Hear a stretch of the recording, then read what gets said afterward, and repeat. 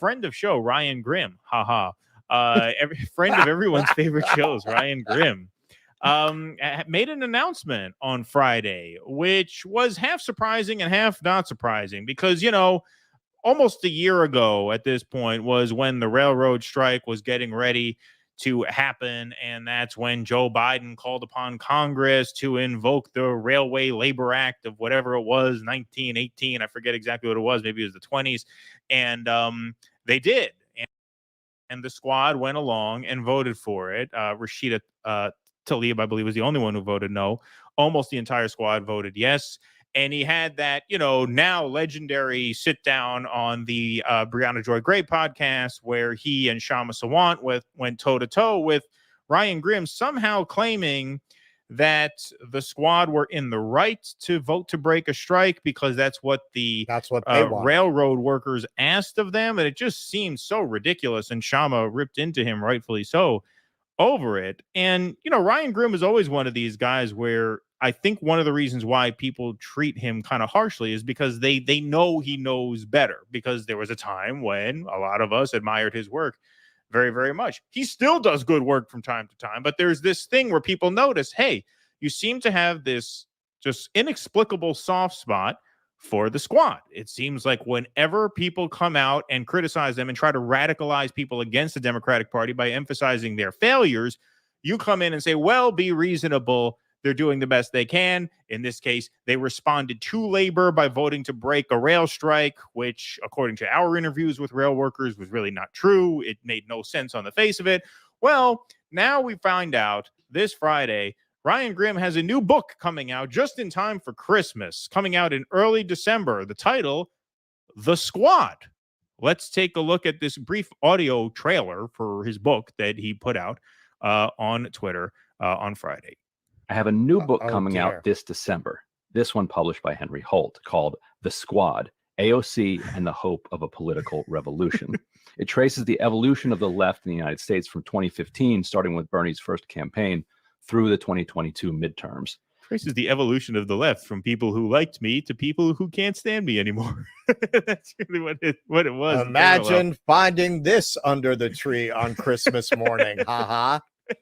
Exactly. It's essentially a sequel to my last one, and you can pre-order it now on all the book platforms, including independent ones. Pre-orders are hugely influential to how a book does on launch. So if you like the last book, please consider pre-ordering. What was his last book? The last book was called We've Got People, which was sort of, about the forming populist insurgency within the Democratic Party that ended up not really happening. But at the time, I guess he could be, forgiven for falling for that. Many of us did. But there's the squad. There's a squad. Notice he uses the Shepard Ferry Obama portrait for the cover, too, which is also kind of weird, since aren't they supposed to be the sort of antidote to the sort of neoliberal sort of Obama era that has been dominant in Democratic politics for these past several decades, even before the emergence of Obama himself? If his publishers are paying attention, they know he's lost the real progressive, so they're going for the libs. Well, yeah, they have to. And the book is available because I couldn't believe it. It's available for pre-order on Amazon right now, $28.99. You can pre-order it. It arrives December 5th, 2023, just in time for Christmas. But it be the first kid on your block. Yeah, right.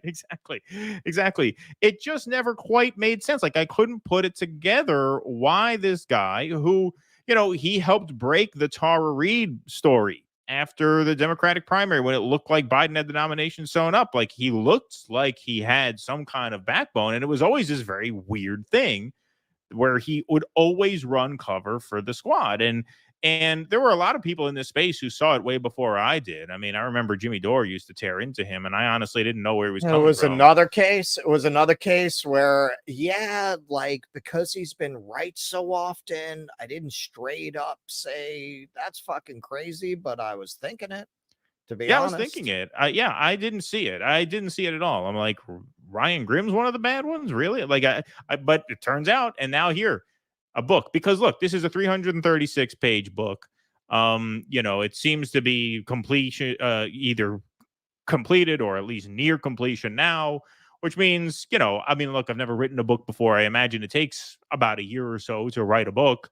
He must have at least known at the time he was going to be writing the book, right? He may not have started it yet, but he knew a year out he was going to be writing this book. Oh, he you probably think that's got something this you deal would 2, like 3 years ago.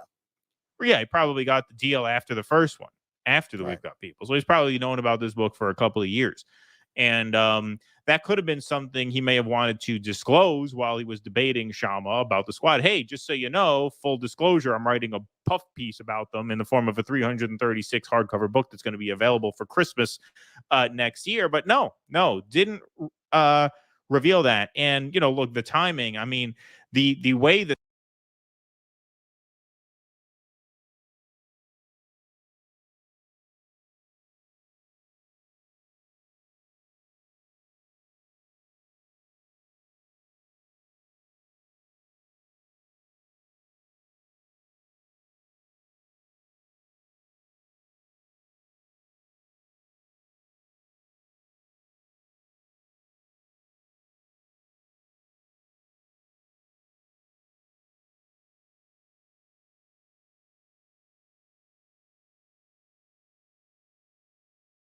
Cornel West has chosen a new campaign manager.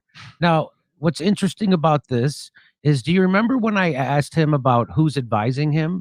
Remember what I said? And you remember how he reacted? When I say reacted, I mean way overreacted.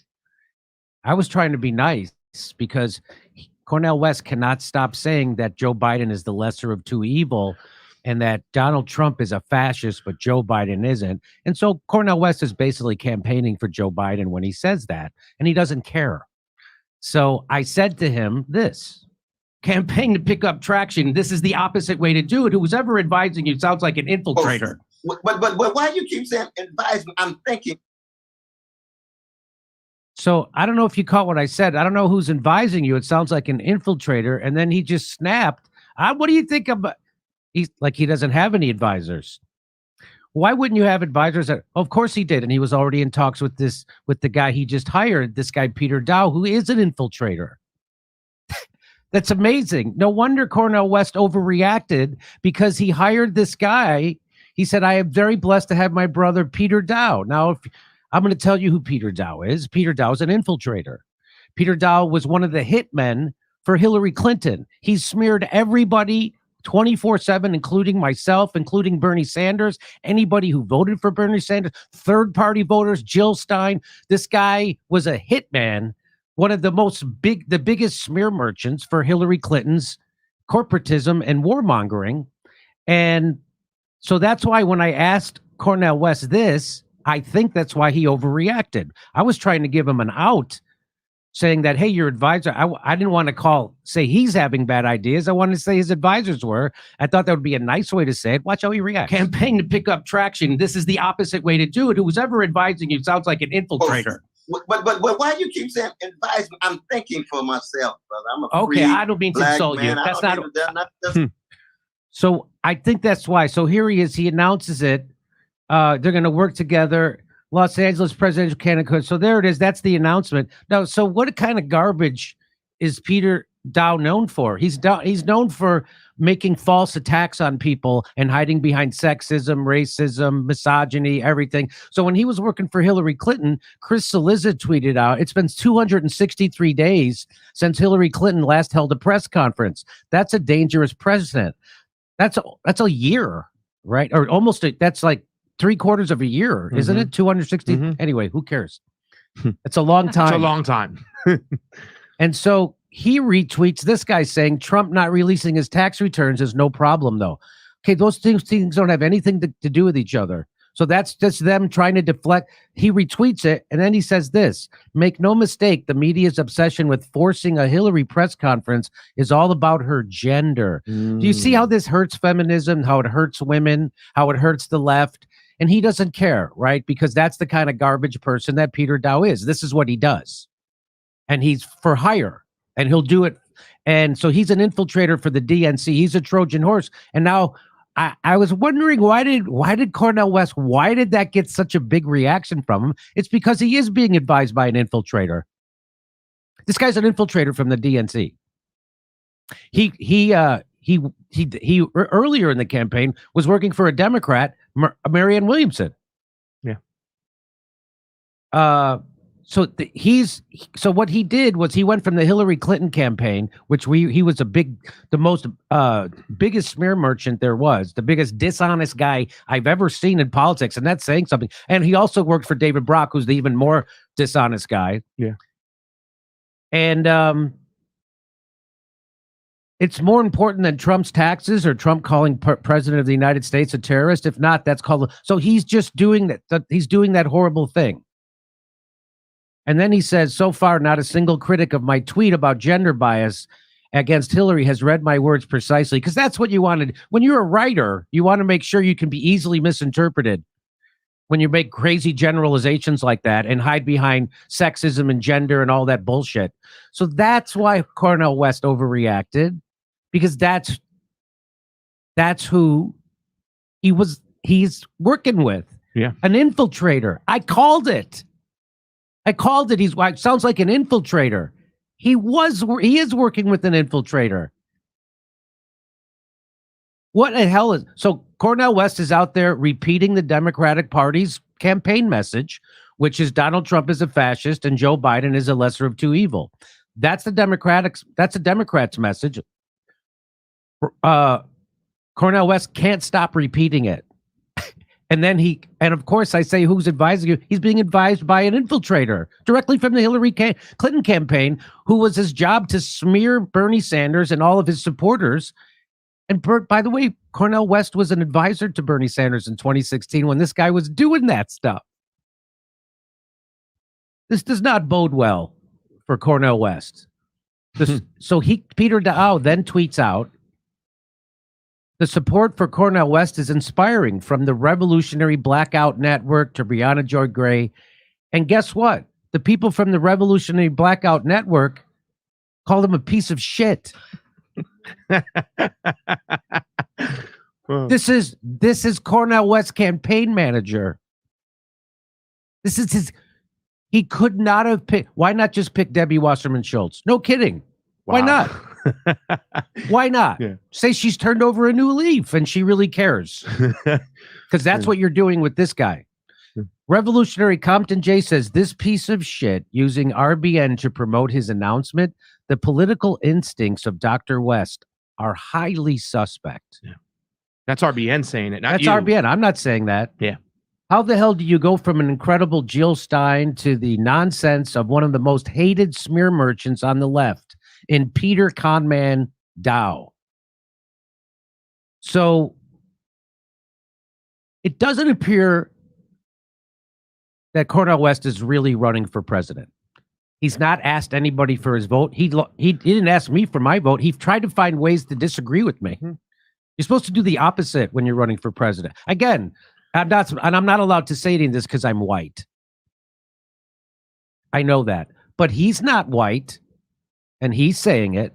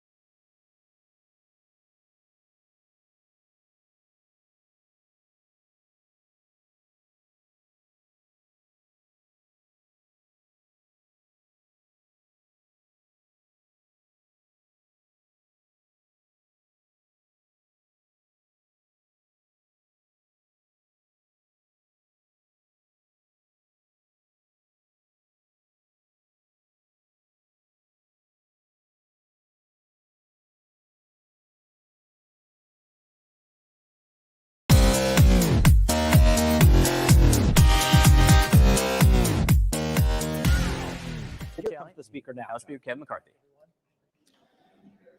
You know, in the months that we were gone and the weeks, House Republicans have uncovered serious and credible allegations into President Biden's conduct.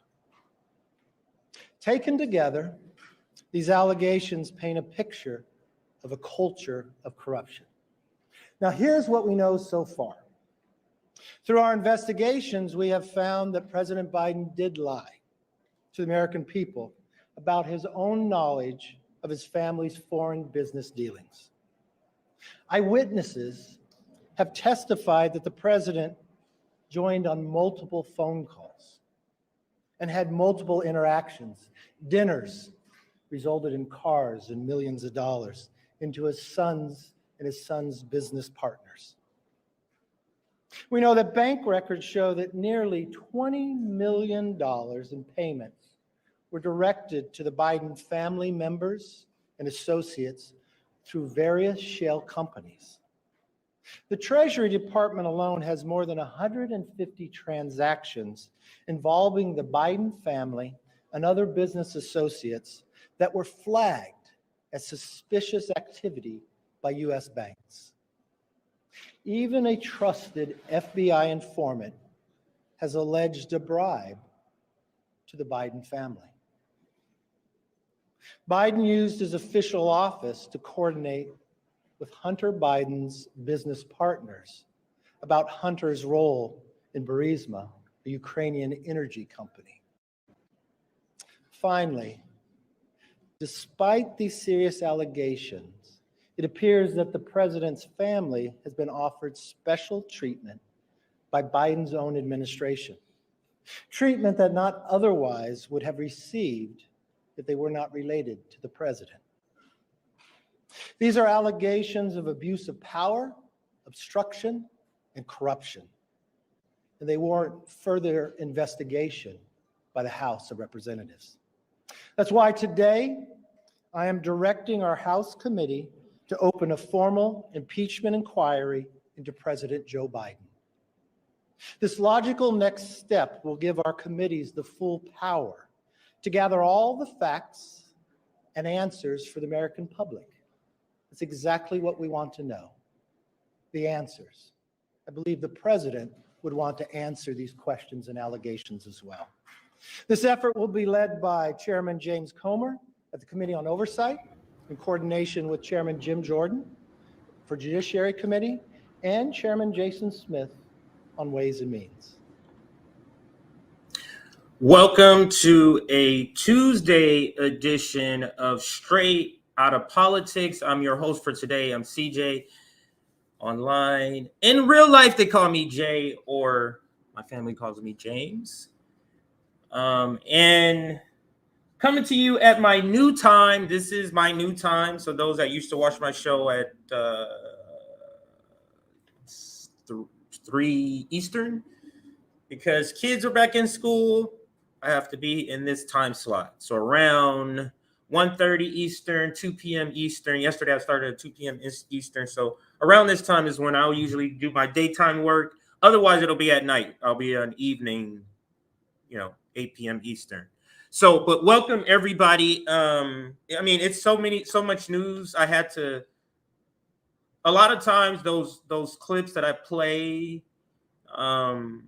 before before we get started are usually sometimes they're news stories I can't get to. It's just not enough segments. And typically I used to put them here where the intro is. It was all, we don't have enough time for segments, so let's just put it in the intro. We'll briefly talk about it. That's how this intro sort of video started. Now, then I had to start putting them before the intro. Just too many stories. Not sure we're gonna get to all of them today. So let me tell you what stories there are. And literally 2 or 3 just dropped on my lap right before I started.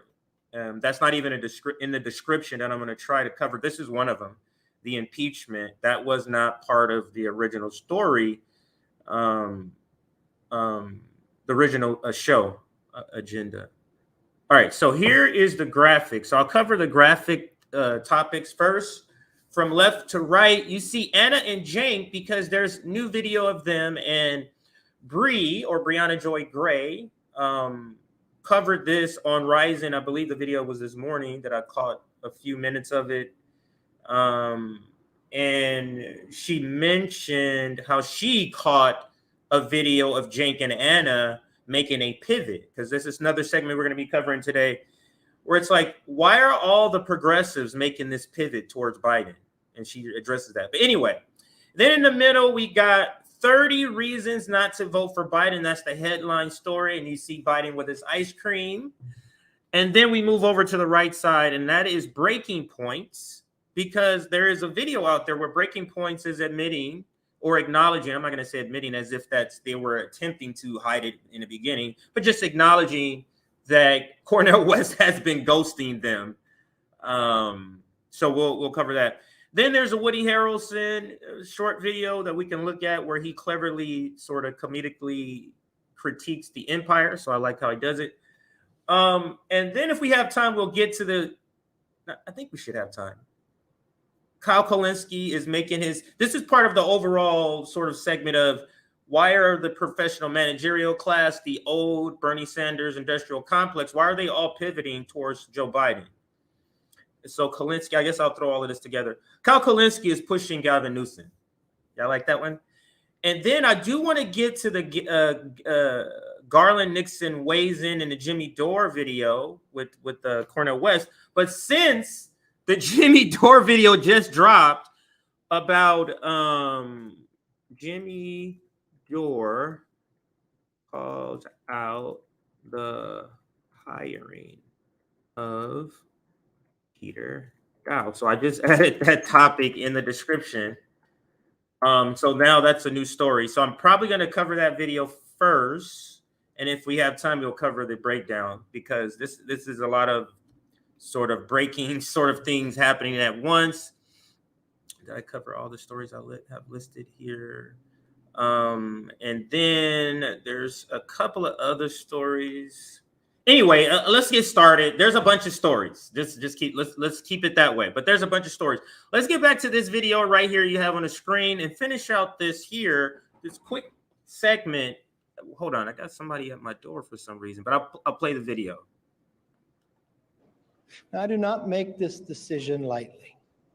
And regardless of your party or who you voted for, these facts should concern all Americans.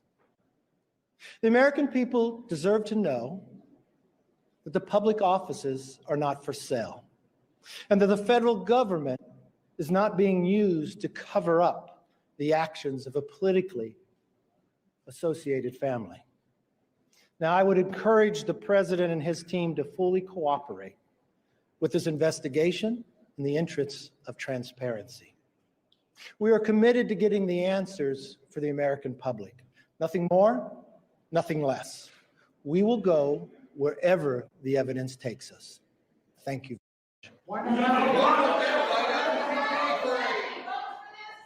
All right. Kevin What I want to McCarthy hear is making a this statement. He's commentary. I endorsing kind of want to listen and impeachment comment, and then inquiry we'll be move on to some of our launched other stories. We got a bunch President of stories. Biden, and obviously in light of the investigations into Hunter Biden, his son. This is a big moment, as John, you were just talking about, with Lauren Fox and David Chalian, about what this now really kickstarts, which is a bit of an unclear process of where this exactly goes in this moment. To be clear, House Speaker Kevin McCarthy, till this point, has said that he believed that a vote was necessary on the House floor to launch an impeachment inquiry. I did not hear him say there he's going to call for a vote to begin an impeachment inquiry in the House of Representatives. He said he was directing the inquiry to begin.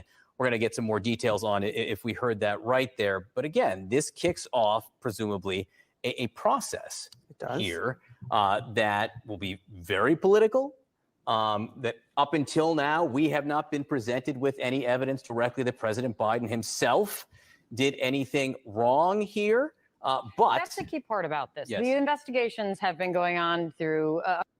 You notice how they keep inserting that is literally just an opinion, because you can turn right over to Fox News and they have in their minds, they're saying, look at all this treasure trove of evidence that they have. So they're being very disingenuous in this exchange here. play a little more, and then we move on. A couple of committees. I think he mentioned that Judiciary and Ways and Means will be part of this. But what has been, even despite what the speaker said right there, there has been no direct. But another comment, just the outrage by liberals, liberal media, the liberal establishment, Democratic establishment about them doing impeachment. Yes, this is theater. Yes, this is politics. You guys do the same thing, Democrats. The impeachment of Donald Trump, I think it was twice, right? 2 times impeached Donald Trump. Not for any of his serious crimes, not for the emoluments clause, for example, because all of you are benefiting from the emoluments clause, aka, or for example, Nancy Pelosi. But let's continue here. Evidence that Joe Biden himself has personally profited off of his son Hunter Biden's foreign work. That is what is the direct evidence of that connection. There is a question that kind of there's a big gap here for them to present in this. You see, there is a big gap in evidence. You see how touchy she understands saying those words are while she's stumbling. I'm going to rewind it a little bit. These people, when I say these people, I'm talking about these media people. They know exactly who they work for. They know how not and how to exactly phrase things. And when they get around very touchy subjects like this, where they have to talk about Joe Biden's possible corruption, in this case, that's what they're trying to say, possible corruption, but Joe Biden's corruption, so that you're not to make even more voters leave him. This is how it sounds. So let me rewind it maybe 8 seconds. Actually, I want to get the full scope of how she's stumbling over words. So let's do 15 seconds. Hunter Biden's foreign work. That is what is the direct evidence of that connection. There is a question that kind of there's a big gap here. There's a big gap. You mean there's lies? And they're refusing to give the information. Is that what you mean to say? Very hard for her. Gap in evidence, and you heard him lay out Biden talking about, accusing him of lying to the American people. That's a very different thing than having evidence that there was something of malfeasance going on between him, Hunter, and Hunter's business partners. Let us go now to Manu Raju, who is always there, on time, ready to go. Manu, what was your takeaway from what you heard at this point? Yeah, one big thing is that he did not say that there'd actually be a vote to open up an impeachment inquiry. Remember, it's on September 1st, that's when Kevin McCarthy told Breitbart News, the conservative news outlet, that there would actually be a vote on the House floor to open up a formal impeachment inquiry. He did not say that just now. In fact, he said that he was directing that key House committee, the House Oversight Committee, to open up an impeachment inquiry. Now, one big reason why perhaps the Speaker is not moving in the direction of having a vote, he does not have enough support, a majority of the House, to open up an impeachment inquiry at the moment. That's because there are a number of Republicans, including ones in swing districts, and some conservatives like Ken Buck of Colorado, who are skeptical about moving forward with an impeachment inquiry. That means that there were actually a vote to formally open up this probe going forward. The PR arm for the Democratic Party, also known as print news, Washington Post, New York Times, and cable news, CNN, MSNBC, they are terrified of this impeachment inquiry. They are terrified because Joe Biden is already in terrible shape, and we can just see it in the CNN poll that just came out a couple of days ago.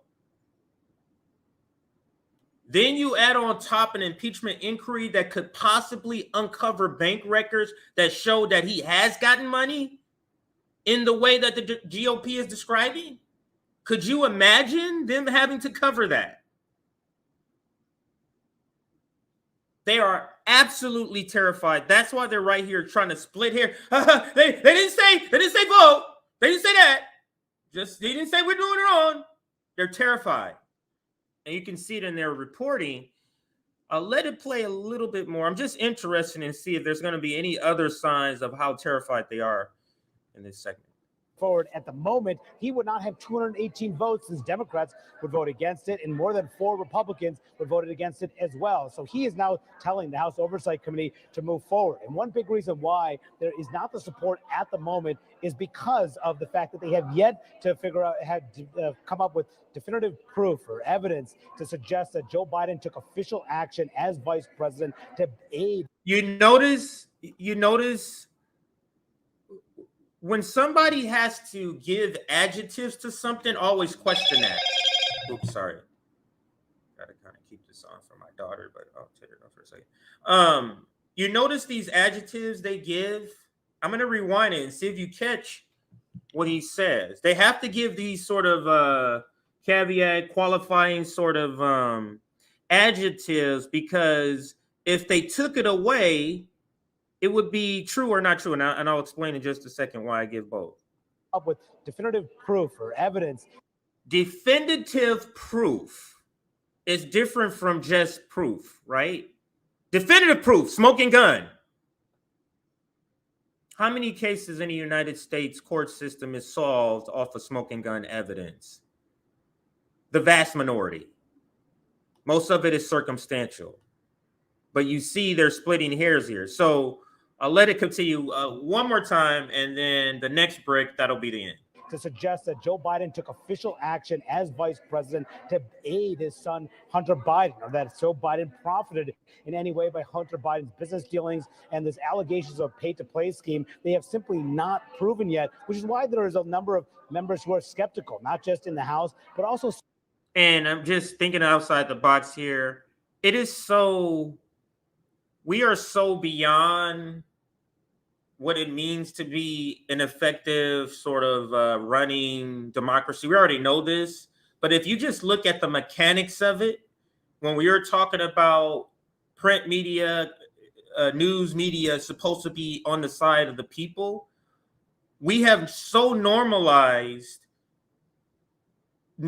cable news organization advocating specifically. Now, why the hell isn't he just reporting facts?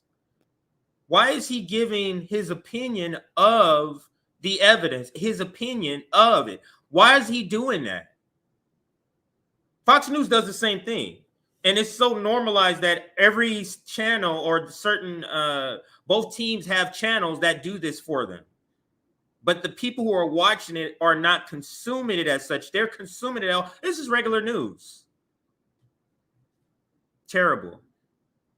Terrible. All right. I made a promise that will be the last one, and I'm going to break Senate that promise. Republicans as well. So McCarthy here, though, still taking a very significant step by opening up an impeachment probe. Remember, if Joe Biden is in fact impeached, he would just be the 4th president in American history. Now, that would be the last one. Now, ask yourself, would he be starting this inquiry in whatever committee, I forget the phrase that he used, would he be starting in McCarthy, that is, if he didn't think he was going to get the votes or close to the votes, like a couple away, if he didn't think that?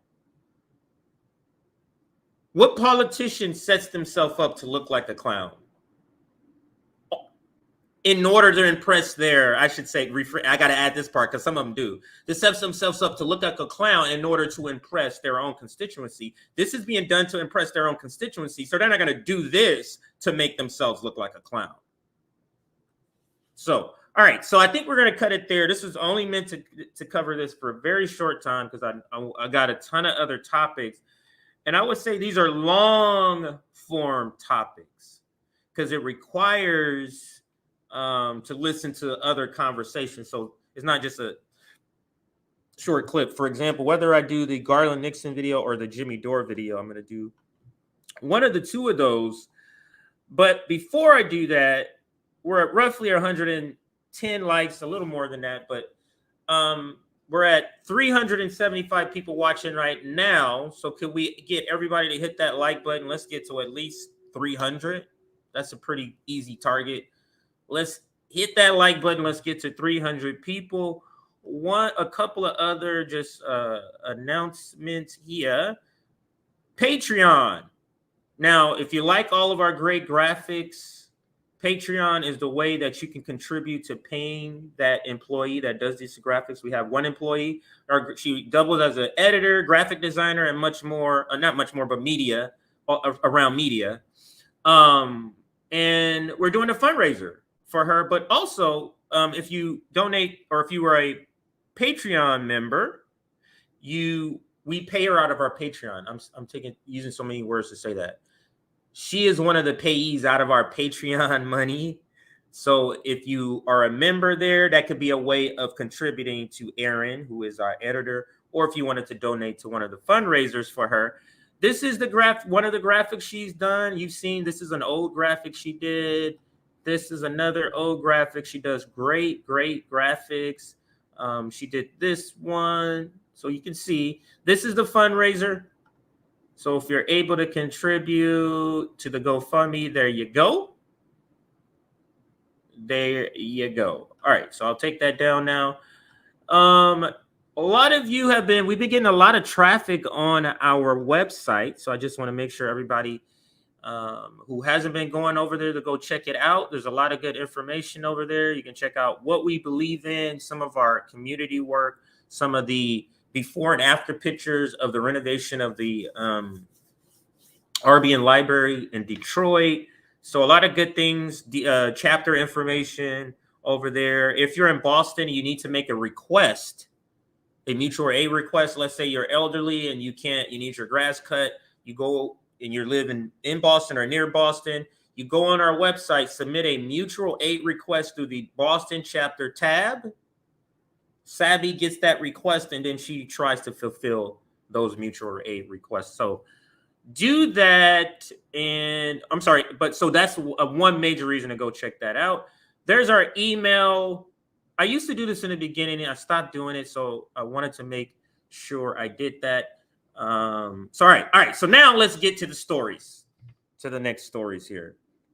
Now, we're gonna bring this one down, but what we're gonna go to next, I think, kind of talking about this impeachment, it's a good segue to go to the 30 reasons why not to vote for Joe Biden. Since we're just talking about a Biden impeachment or Biden getting impeached. Let me see. Do I have that saved over here? Okay, right here. And it's Nick kind of very quickly read through these yesterday. If you watched our stream yesterday, when we had Nico House, great stream. Make sure you check it out.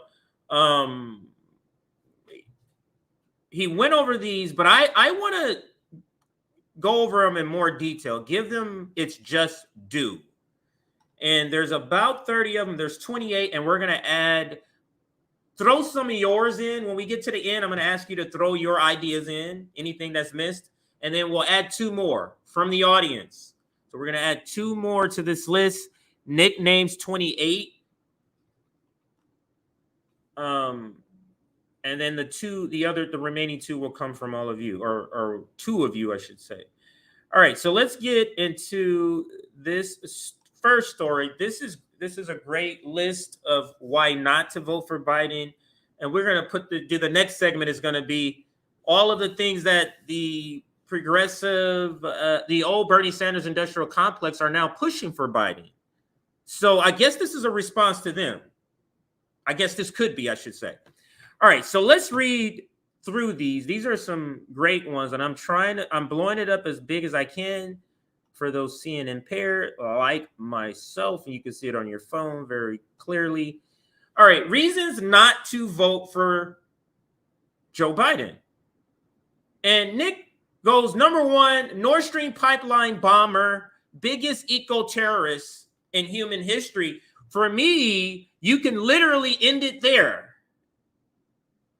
For me, you can literally end it there, and that's enough. If you are a climate activist, if you believe in climate, that should be it, Marianne Williamson. That should be it, Emma Vigeland. That should be it, all of TYT, all of Majority Report. If that's what you really believe in, let's continue. Approved of Willow Project. So we got 2. Why don't we put those together? Let's put these two together. So if your biggest number one issue is the climate crisis, and you voted Democrat last time, are you voting Democrat again? So you are a climate activist. You vote in a guy who says we're going to do all these climate things. Let's say, what's the Sunrise Movement? He says he's going to do all this. What is the Sunrise Movement? What is their reaction to this? Are they supporting Joe Biden again? So he blows up the Nord Stream pipeline, biggest eco-terrorism in human history, and he approves the Willow Project.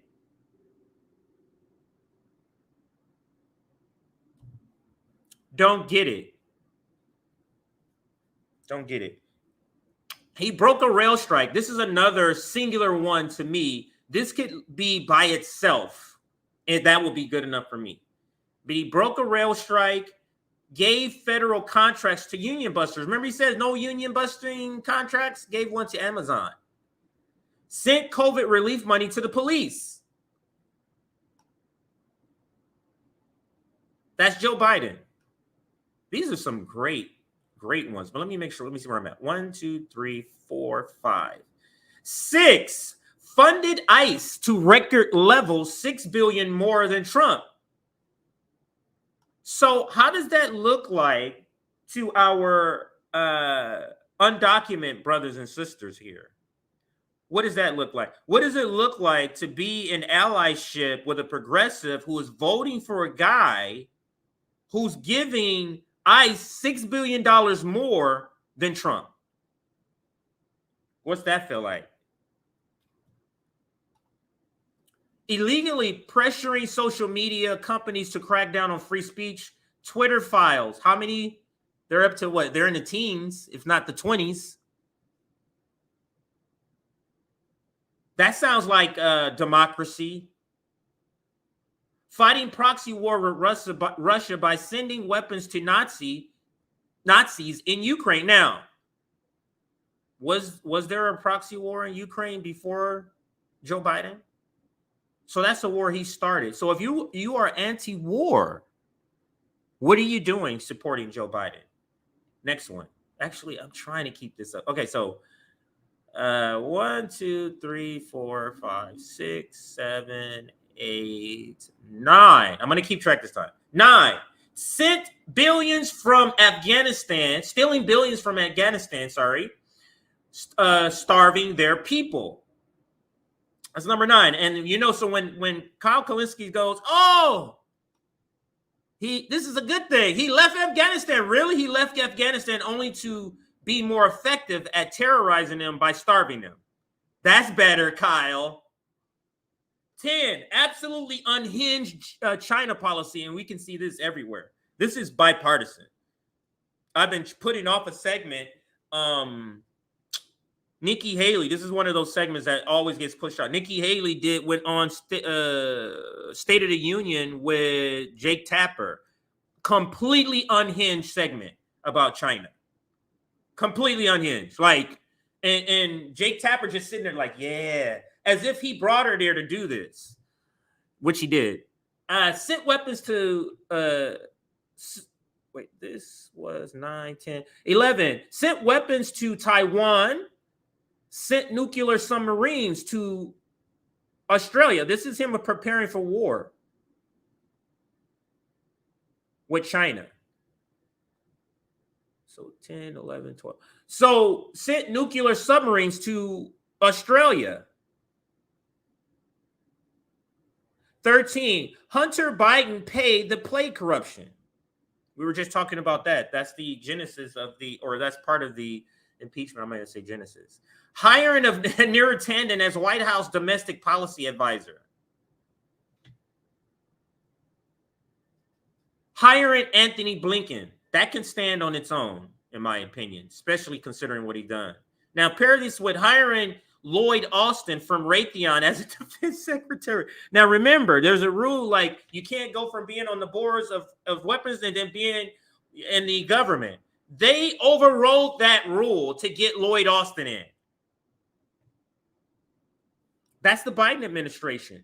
full-fledged support to genocide, to the genocidal state of Israel. For me, that can stand on its own and understand the Palestinian Community Network corrected Nick to make sure you're saying not apartheid state, genocidal state. Apartheid is too nice to describe what Israel, what the so-called Israel is doing. Pushing the privatization of water. This is a new one that Nick and JB has covered. And Sotin Maui responds, $700 he got. I think he's visited for a couple of minutes. You lose your home, you're talking about several tens of thousands of dollars. Here's $700. There you go. We gonna be all right. That's what Joe Biden did. Said he would veto Medicare for all. Now, this is a big one. For all of this Bernie Sanders industrial complex, whose number one goal is supposedly Medicare for all, how do you explain voting for a guy who says he will veto your number one priority? Make that make sense. Make that make sense. This is a freaking outstanding list that Nick put together here. Shout out to Nick here.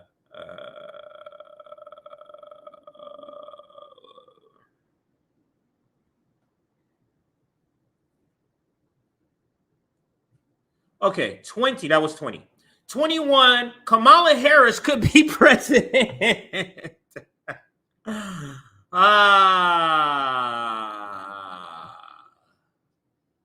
That almost could stand on its own.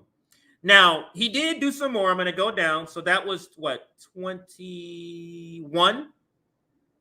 Said he would veto Medicare for all. That's 20. 21, Kamala Harris. This is the record. I'm sorry. This is the record that the Bernie left, and I'm going to call it the Bernie Sanders industrial complex left, is enthusiastically endorsing. Anyone endorsing or supporting Joe Biden is the enemy, period. You can take literally just one of these reasons alone, and that would be enough for me not to vote for Biden. Nick and I are in agreement in that. Meanwhile, the Bernie Sanders industrial complex tolerates all of these. The Bernie Sanders left is completely morally bankrupt, and that is absolutely spot on, Nick. And then he goes on and adds more because people start to say, hey, there's more you can add. And feel free, and he tells people that. Copy and paste. Now, let's get to, I will update this list again in a few months. Here's a few more right here. So here's 22. Stowed Iranian and Syrian oil. Wouldn't lift, and then I would add, wouldn't lift sanctions. I'll add this together so it's not a new number. Wouldn't lift sanctions off the surrounding countries, I think Syria, of that earthquake, even though to get aid supplies. Escalated Cuban embargo. That's 23. 24, actively trying to kill Julian Assange. That's a big one. That's 25. 26, bomb Somalia. 27, cut SNAP benefits. Like, and then they want to say NLRB. The professional managerial class left, the NATO left, the the Anna Kasparian, they want to go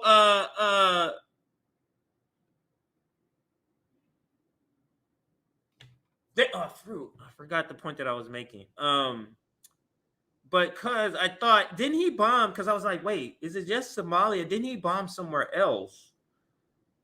Right in that region, I'm trying to think. Is it another African country? Was it Ethiopia? Yeah, I'm trying to think of the other country. And then cut SNAP benefits. That's 27. 28, hired notorious war criminal Elliot Abrams. 29, so we need one more from the audience. Hired Victoria Nuland as Deputy Secretary of State. Oh, this is what I was going to say. Now remember, a professional managerial class is willing to trade all of that horrific 29 items for a friendly NLRB. We're winning. A friendly NLRB in exchange for these 20 horrific items. That's the trade-off?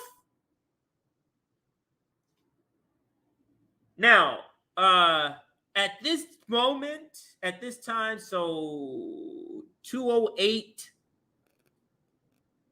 and after the timestamp. 209 and after is the timestamp. So from here on, I'll be looking at the timestamp 209 for your comment.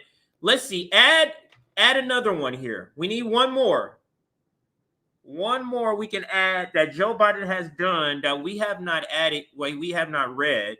So add yours to this list so we can complete it. I'm going to give you a couple of moments. Again, the timestamp must say 209. So I'm starting where it says 209 to start looking at these. 209. I haven't got one yet. Let's see. Maybe he got all of them. Oh, great one. Tara Reade prosecution. So I guess we can put this up for a vote. Tara Reade prosecution is number one. Tara Reade prosecution. That is a good one. Let's see if there's any more.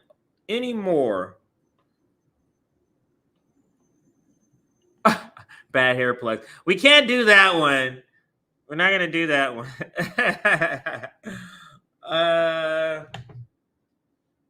Maybe sniffing hair. That is funny. Hair sniffing. All right, so I'm not seeing a whole lot. Oh, crime bill. That's another good one. Crime bill, Tara Reade. Crime bill and Tara Reade. So these are all some good ones. Tara Reade, more recent. Crime bill, if you're talking about holistically his body of work. So let's just go with those two. Tara Reade and the crime bill to close out to close out the list of 30 reasons not to vote for Joe Biden. And I did it backwards because the next segment I'm going to cover all the things that the Bernie Sanders industrial complex are saying of why they are going to support vote blue no matter who. So yeah, let's go there. So we can close this segment, but I do want to say this. I mean, there's a lot of these reasons that can stand literally on their own. There's so many of these that can stand by themselves. But I'm trying to think, is there another politician alive right now that has accumulated a bigger list? Maybe Mitch McConnell, maybe not, because he's able to do a lot more as vice president and president. Maybe Mitch McConnell, no. Nancy Pelosi, no. I can't think of another politician who has been in politics as long as him to do as much damage that he could do. The bankruptcy bill is not even listed on here. He championed the bankruptcy bill. Why a lot of us can't write off our student loan debt is specifically because of Joe Biden. Crime bill specifically. He is literally the oldest living politician that has brought the most terror in so many different decades. Now, George Bush maybe have the bigger body count. Maybe I'll have to look at the numbers, but it's close. Joe Biden is horrific. Now, legislatively, that's Bill Clinton. In my opinion, Bill Clinton by far legislatively has gotten the most terrible legislation through in the last 30, 40 years. That is definitely Bill Clinton. So, all right. So I think we're going to close it there. What did I say the goal was? 400? Yeah, let's go with 400. The goal will be 400. All right, so let's do a quick check of likes. We are currently at 214 likes. Let's hit that like button. Let's get us to our target. And our target, let me see what it is. Target is 400. I'll put that scrolling at the bottom there. Thank you if you are able to hit that like button. I really do appreciate it. All right, so let's move on to the next stories. Now, there's several mini stories, but the broader point is that the Bernie Sanders industrial complex is making a pivot. So that is the broader point. Do I have that in here? So let me do that. Bernie Sanders in industrial complex pivots to Joe Biden. That's more of the broader thing. But let's see what videos we got to cover first today. Bookmarks. Oops. We will go to bookmarks. I guess I cannot. Let's go back. And we go here. You wouldn't believe it. So let's cover a couple of things here. I'm going to be covering this segment. Shout out to Sabby. She got this thing up here. But we can start here, Aaron. Bernie Sanders industrial complex pivots to Joe Biden. And this is pretty disgusting. From this article here that you see that Sabby put up, Richard Reich is a tool of the same establishment he complains about. Third-party candidates will help Trump win. This is him. He just put this out. I think this is I'll bring it up in a second. I think this is The Guardian. The Guardian. So I'll bring this up in just a second. We'll read it in a little bit. But first, let's cover Cenk and Anna making a sort of pivot, and this is in sections. I prefer to do these instead of just watching the whole video. Actions taken that we. It may be a lot of fluff that I don't want, and these clips get straight to the point. So let's listen to these series of videos when a discussion was had on TYT, and listen to some of the things they say here. There have been some actions taken that we disagree with. We don't think they're strong enough or progressive enough, but there have been some actions taken that have been fantastic, including the NLRB and the makeup of the NLRB, which consists of individuals who actually.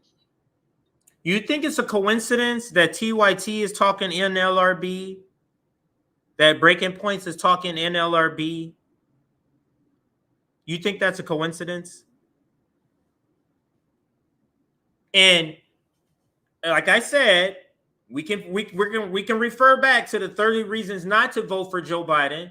So how does that stack up?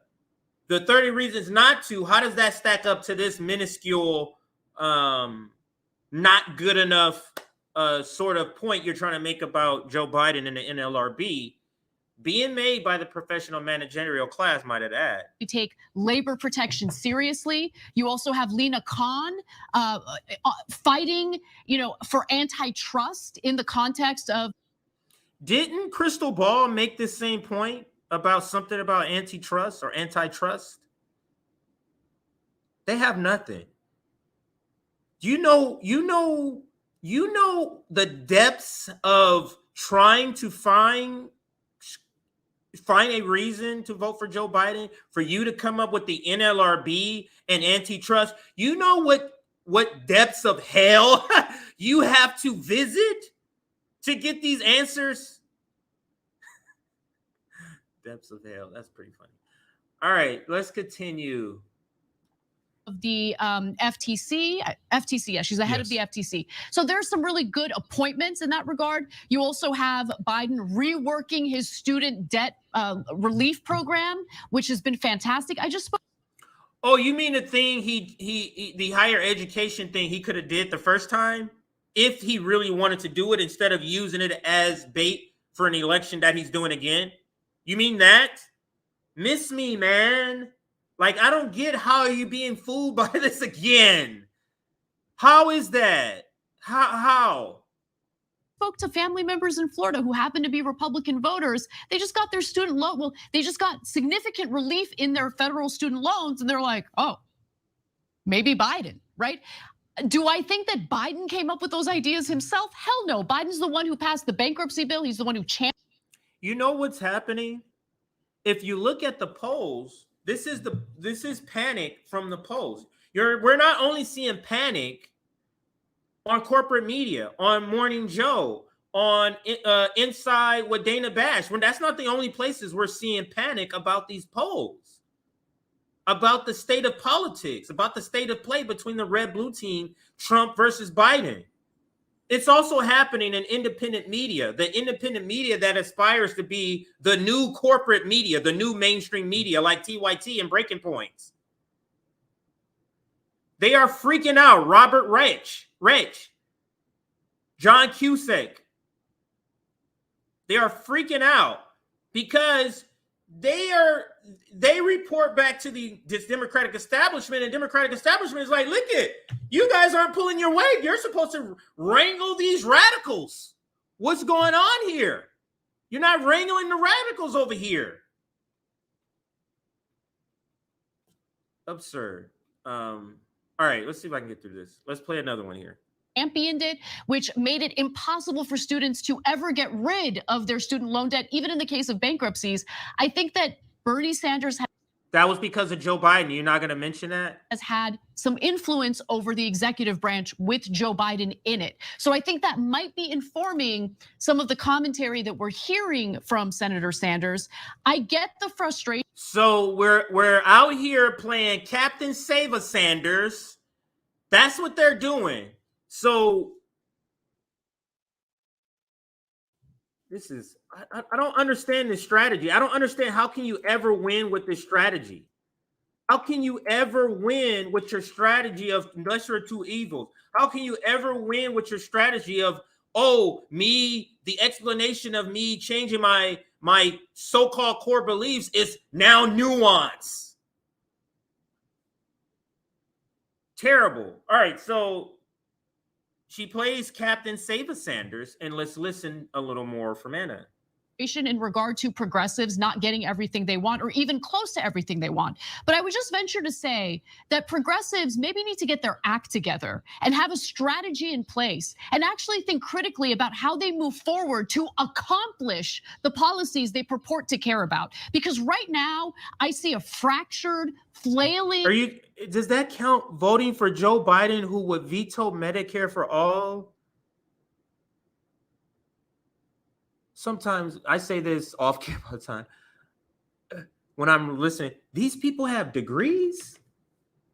These people have college degrees. They got degrees from universities. I'm a college dropout. 1 year left. I really got, at the time, 30 units left. So really not even a half a semester. But it's a long story. But anyway, let's listen. Pathetic progressive wing of the Democratic Party that is not thinking critically of how to strategically move forward. And that's the issue I have here. But Anna, then you're criticizing Bernie Sanders for pathetically not having a plan. Well, I do have criticism. Forward. I do have criticism of Bernie Sanders. Bernie Sanders, I think, is seen as a leader of the progressive wing of the Democratic Party. I'm trying to grasp what they're upset about. It feels like she's upset that he's not getting nothing for his support, not about the support. Let's listen. Let's see if I'm wrong here. Should act like one and get people together, progressive lawmakers together, to think of a plan. There is no plan. That's my problem. No plan by anyone. So Bernie introduced $17 minimum wage bill. Hey, at least he's doing something, and that's way better than almost anyone else in Congress. So I give him credit for that. No. $17 minimum wage is laughable. So this is what Bernie Sanders does. He goes, yeah, $15 minimum wage is too low. And you just add $2 to it? $2. In 9 years, coming up on 10 years of asking for $15. Remember, this goes back to the campaign of 2015. 2015, you're asking for $15. We're about to hit 2024. So 9 years later, you add $2, sir. When he should, if you're going to adjust it, why aren't you adjusting it to $25 an hour? But they're going to give him credit for whatever, man. It don't matter. But we've got to do nuance. Let's go to the next video. And this is NeoLib Tears account that put this together. I promise you won't guess where. Oh, sorry. There have been some order. Is the right order? Let's listen some more. Then what does Bernie do to pass it? Nothing. So I know he thinks he's doing things. He goes on TV and says, "Oh, shouldn't we do it? Shouldn't we do it?" Is not a plan. Hey, it's really popular is not a plan. Who's not doing it?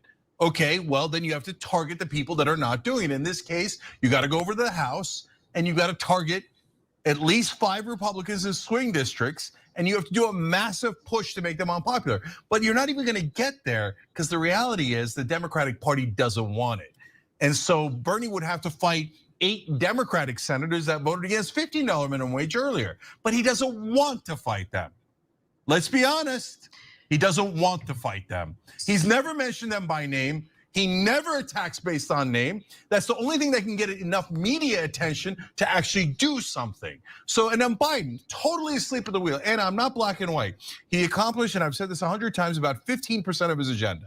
15% is a lot better than 0. It's a lot better than 100% in the wrong direction, which is what Trump and the Republicans give you. But 15% ain't nothing to write home about. And what has he done since the Republicans won the House? No, to be fair, he did that student death thing that your family members just got, and we gave him credit for that. But in terms of legislation, they've offered absolutely nothing. They're super happy to surrender. And what has he done to campaign? Nothing, nothing, totally asleep. This guy's gonna lose. Forget that he's super conservative. He's gonna lose. So finally,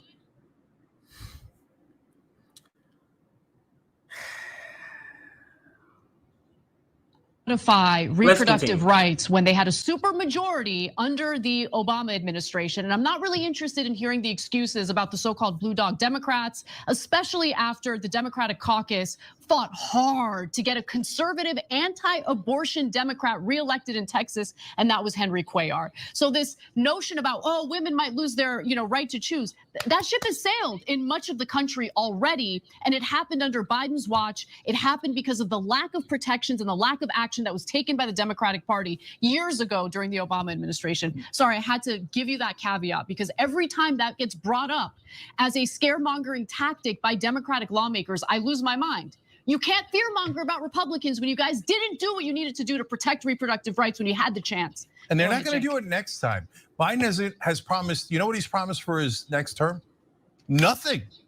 He hasn't told us what he's going to do at all.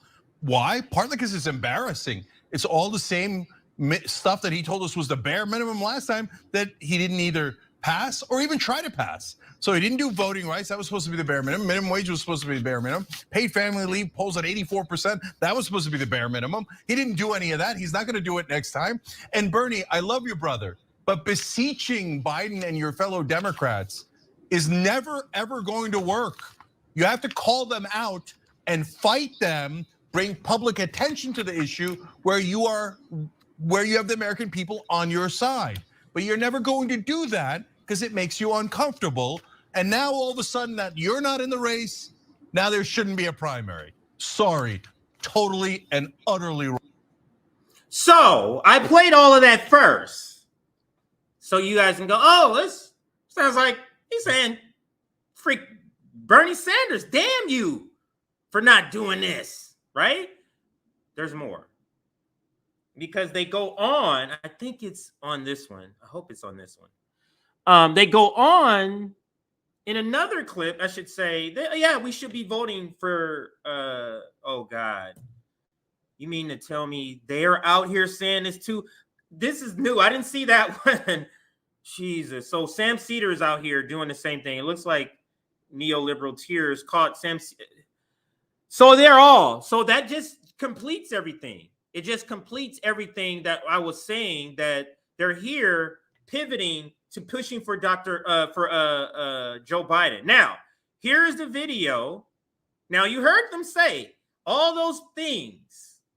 You heard them say all those things about Joe Biden, about Bernie Sanders, what's not happening. Now, you would think, oh, of course we're not going to vote for him.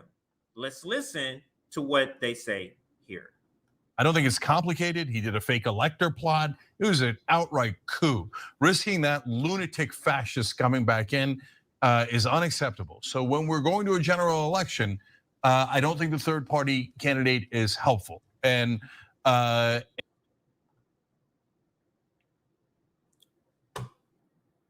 do we plan a strategy with these people?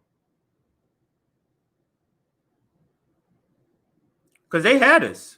We're in the audience. Yeah, he's corrupt. Yeah, Bernie Sanders sold out. Yeah, he shouldn't have did that. Yeah, we would be cheering. Get us all hyped up. And we're like, what's the solution? Well, we got to vote for them. What? What did you say? Did you just hear the emotion and the anger in the previous set of videos? But somehow they're still voting for the person they just said. You see the lane, and I've mentioned this all the time. It's the lane of we're going to critique this person the same way that an RBN, that a RBN or a Jimmy Dore or a Convo Couch would critique. But we're still going to vote for him. You see how they get the ears of those discontentment by saying the right things, but then they deliver the same garbage. So I'm going to back it up a little bit and let it play out. I mean, just completely different. He was just wailing on Bernie. You were just wailing on Bernie. Now you have pictures of Bernie in the background cheering on stage.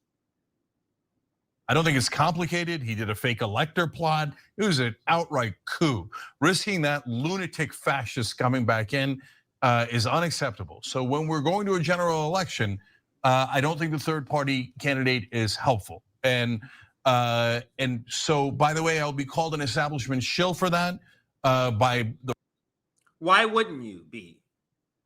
This is what the professional current engineer class, they go, yeah, that's the definition of it, but why are you calling me that? Because that's the definition of it. What you're doing missed the definition of a concept or word, and we call you that concept or word, and that's supposed to be wrong?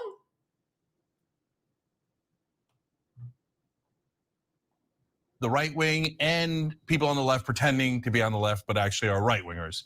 And say, oh, no. So he knew we were going to call this bullshit out.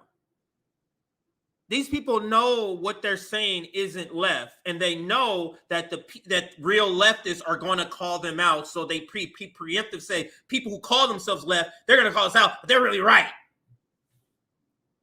They're really right wing when they want to dismantle the military-industrial complex that you support by way or via Ukraine war.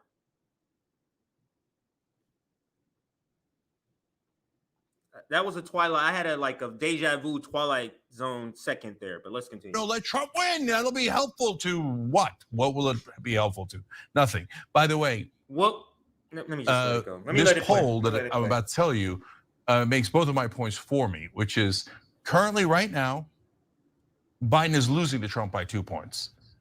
But when Cornel West is in the race and they do that same poll in a poll out today, then Biden's losing by 5 points with almost no chance of winning. Now, it's a long time from the election, but if the election were held today, Biden would definitely lose to Trump because of the third party candidate, okay? But that leads to my second point, where Bernie is totally wrong. We're not in the general election. We're in the primary right now. So you're saying at this particular time, there shouldn't be a competitive primary because Trump might win. Well, this thing, and this is a reoccurring thing in the professional managerial class. It's a thing they do. It's like where the adjectives they use is always inflated it's always inflated or underinflated. It's never an accurate sort of depiction of the size of something. So I'll replay it and you'll see what I mean here. It's so frustrating. Like when they go, like Marianne Williamson said, we need to have a revolution at the ballot box. And I'm like, what? A revolution at the ballot? I've never heard of this. You see the co-opting of the language revolution? It's that type of thing they do. Or they call the having an NLRB. That's huge. No, it's not. It's not. Having a friendly NLRB isn't huge. Stop it. At this particular time, there shouldn't be a competitive primary because Trump might win. Well, couldn't you have said that in 2016 and 2020? Now, I know Trump has gotten worse and worse as we've gone along, but that would have eliminated you. They would have said, and they did say, oh, Bernie, this is not the right time. Let Hillary win. Let Biden win. Hang on a second. Maybe I didn't rewind it far enough. So let me go back a little more. Today, then Biden's losing by 5 points with almost no chance of winning. Now, it's a long time from the election, but if the election were held today, Biden would definitely lose to Trump because of the third-party candidate, okay? But that leads to my second point, where Bernie is totally wrong. We're not in the general election. We're in the primary right now. So you're saying at this particular time, there shouldn't be a competitive primary because Trump might win. This is the point I was making. He's trying to make it like you're making it seem like this is you're a Biden supporter with an extra step. And he's making it seem like this is such an egregious thing to be against the primaries. It's such egregious to be against rigged primaries that's going to result in Joe Biden. That's offensive to him. But not voting for Joe Biden. You see this sort of schizophrenic-like tightrope if you are a progressive Democrat that you got to walk. It's ridiculous because you got to at one time say we need to vote for Joe Biden because of Trump, but at the same time you have to critique him because of the debate.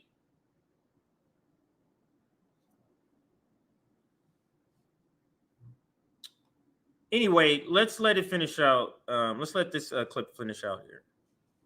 Well, couldn't you have said that in 2016 and 2020?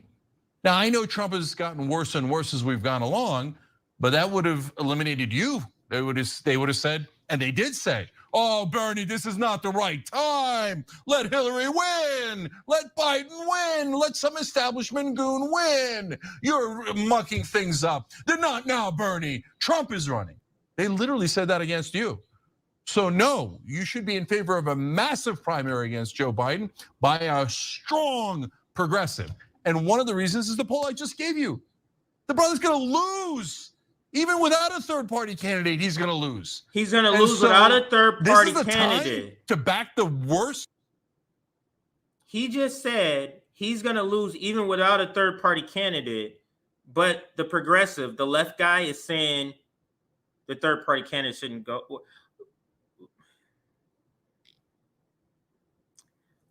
I don't understand who's still listening to this person. How are you still listening to this person?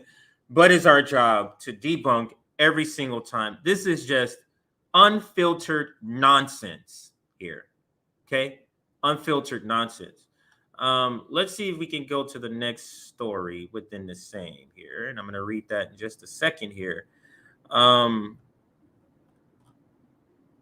me go back one place here.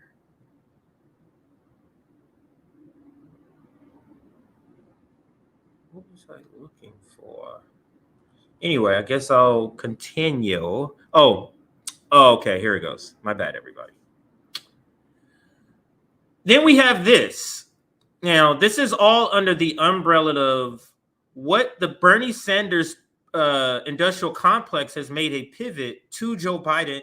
Not only to Joe Biden, though, according to Kyle, also to Gavin Newsom. What is happening?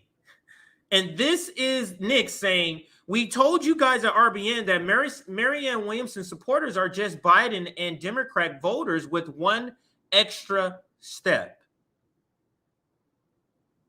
And Post-Duopoly Dirtbag Left 1 on Twitter has this video, clipped this video, and it says, Kyle is so Trump deranged that he's even praising Newsom as a candidate he would vote for.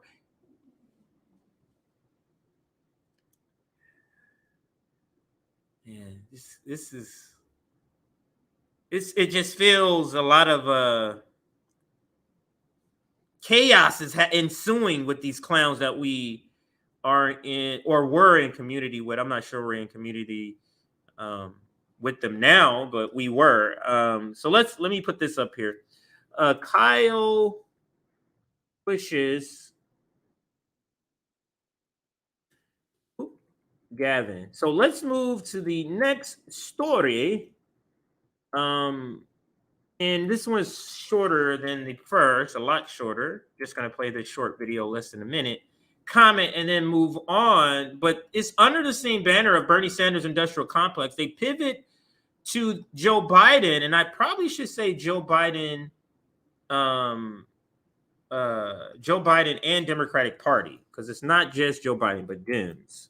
So I'm going to add Dems in that little caption. But we can start here, Aaron. Kyle pushes for Gavin Newsom. So he's not just pivoting to Joe Biden. He's pivoting to the entire Democratic Party. And again, Nick says, we told you guys at RBN that Marianne Williamson supporters are just Biden and Democrat Party voters with one extra step. This one from Post-Duopoly, a.k.a.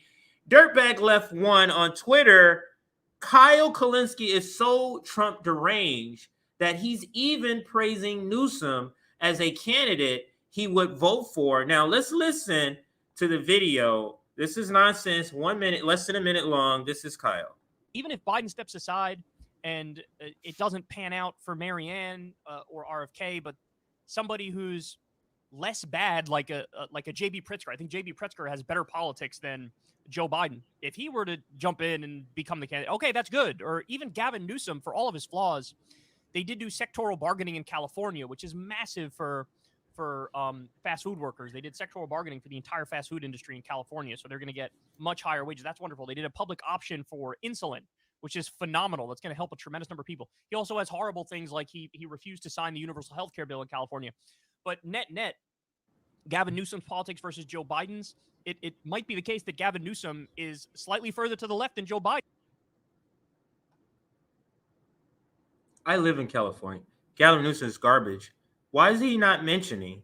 Why is the Bernie Sanders Industrial Complex kind of going away from Medicare for all?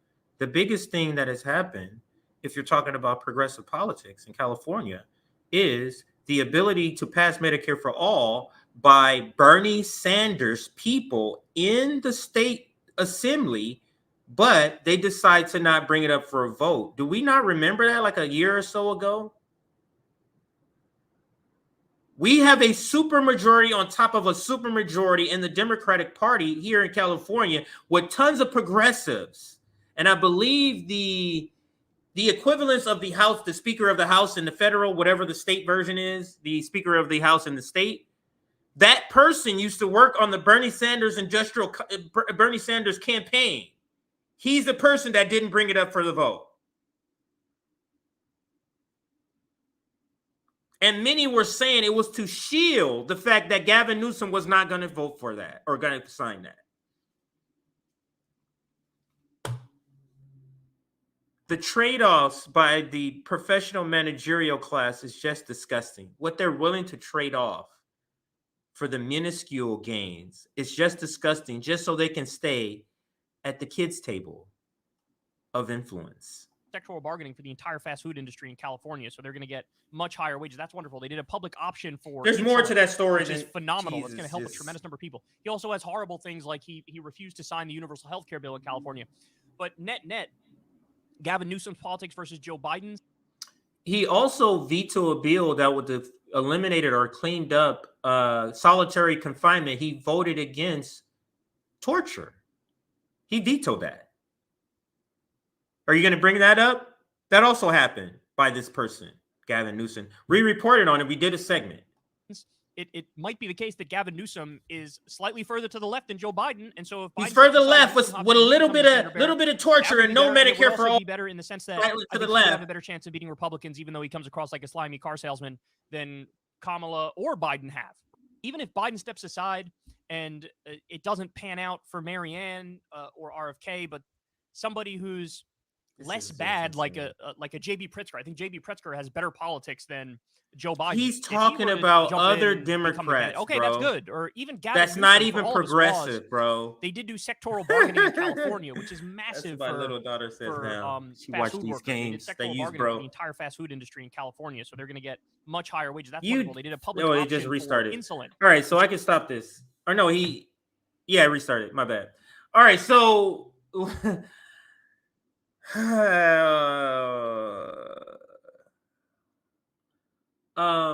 let me see if I can find that receipt here. Let me see if I can find a receipt. Let's go. Gavin Newsom torture veto. I think it was a veto.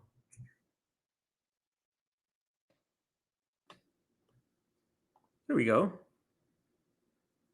Now, this is an opinion piece, but the Orange County Register, I'm going to show you what I have posted here because he's pushing Gavin Newsom. Let me show you who the real Gavin Newsom is. The real Gavin Newsom.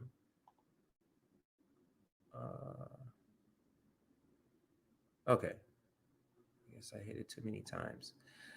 The real Gavin Newsom is this. And this is amazing that I found this on the Orange County Register because the Orange County Register, it's in Orange County, which is the most, probably the richest or one of the richest in Southern California. Wait. Anyway, Orange County is a place where houses Newport Beach, which I think is the most expensive place to live at a point. It was ranked number one at a point. I don't know if it still is. In California, it's a conservative bastion, right? They have this story, and look at the headline. This is their headline, a conservative outlet. This is why I'm so very surprised. And let me hang on a second here.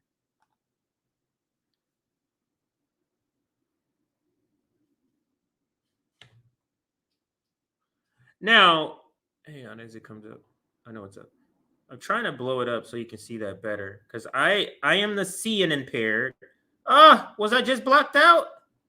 I was just blocked out. But you saw it long enough. Gavin Newsom something. Man, I was just blocked out. Let me see if I can go back and because it was fine for a long while.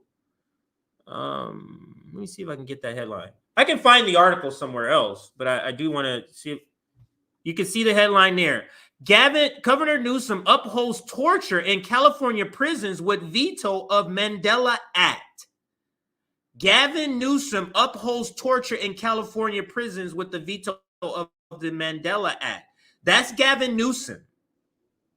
So if you didn't know that, Fred from Scooby-Doo, aka Kyle Kulinski, he does. On Thursday, Gavin Newsom vetoed legislation to impose strict limits on the use of solitary confinement in California prisons. So I was able to read that before. That's the Orange County Register that reports that. And we have but we have so-called progressive, so-called left-leaning people like Kyle Kulinski praising him. The trade-offs that the professional managerial class is willing to do is just despicable. Just despicable. All right, we can close that segment there and move right along to the next one. And the next one, I do want to cover this article. So let's actually bring this down and bring up the article here. Not that one, this one. Let's read just a little bit of it. They're terrified. Terrified third party. So here's this slimy ghoul. Robert Wright, I think that's how you say his name. If a third-party candidate takes even a small part of the anti-Trump vote away from Biden, Trump is likely to return to the White House. And so what? So what? Biden and Trump are the same people in office. It doesn't do anything different. And the problem with using this as a selling tactic now is that we've lived through both presidencies. You can't sell us on a boogeyman we haven't experienced. That no longer is a tactic that is going to reap benefits for those that use it. But let's get into it. They're terrified. The professional managerial class is terrified of third party. Let's read whether they intend to be or not. Third party groups such as No Labels and the Green Party are in effect front groups for Trump in 2024, and Robert can kiss our asses collectively. That's what you can do, Robert.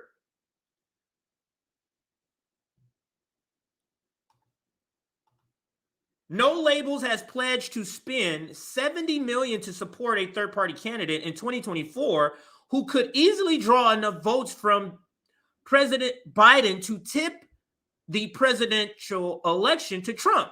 No Labels has already qualified as a presidential party that can run candidates on the ballots in 10 states, including in both Arizona and Florida.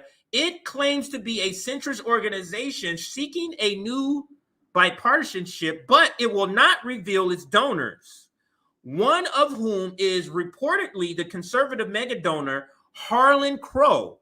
Politico reports that No Labels has brought on a major Trump donor as an advisor in the pivotal battleground state of Florida. If you believe that No Labels exist in order to encourage bipartisanship, I have a bridge in Brooklyn I'd like to sell you.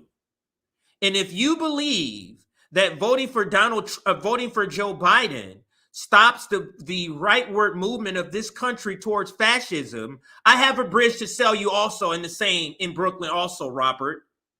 No Labels will only help elect Trump. So, will every other third party claiming to be in the center or the left, including the Green Party, which is already on the ballot in 2 key swing states, Michigan and Wisconsin, and whose most likely candidate for president is Cornel West? In full disclosure, if you guys didn't see, I don't support Cornel West as a candidate anymore, not with Peter Daou as a campaign manager, but I do support third parties running.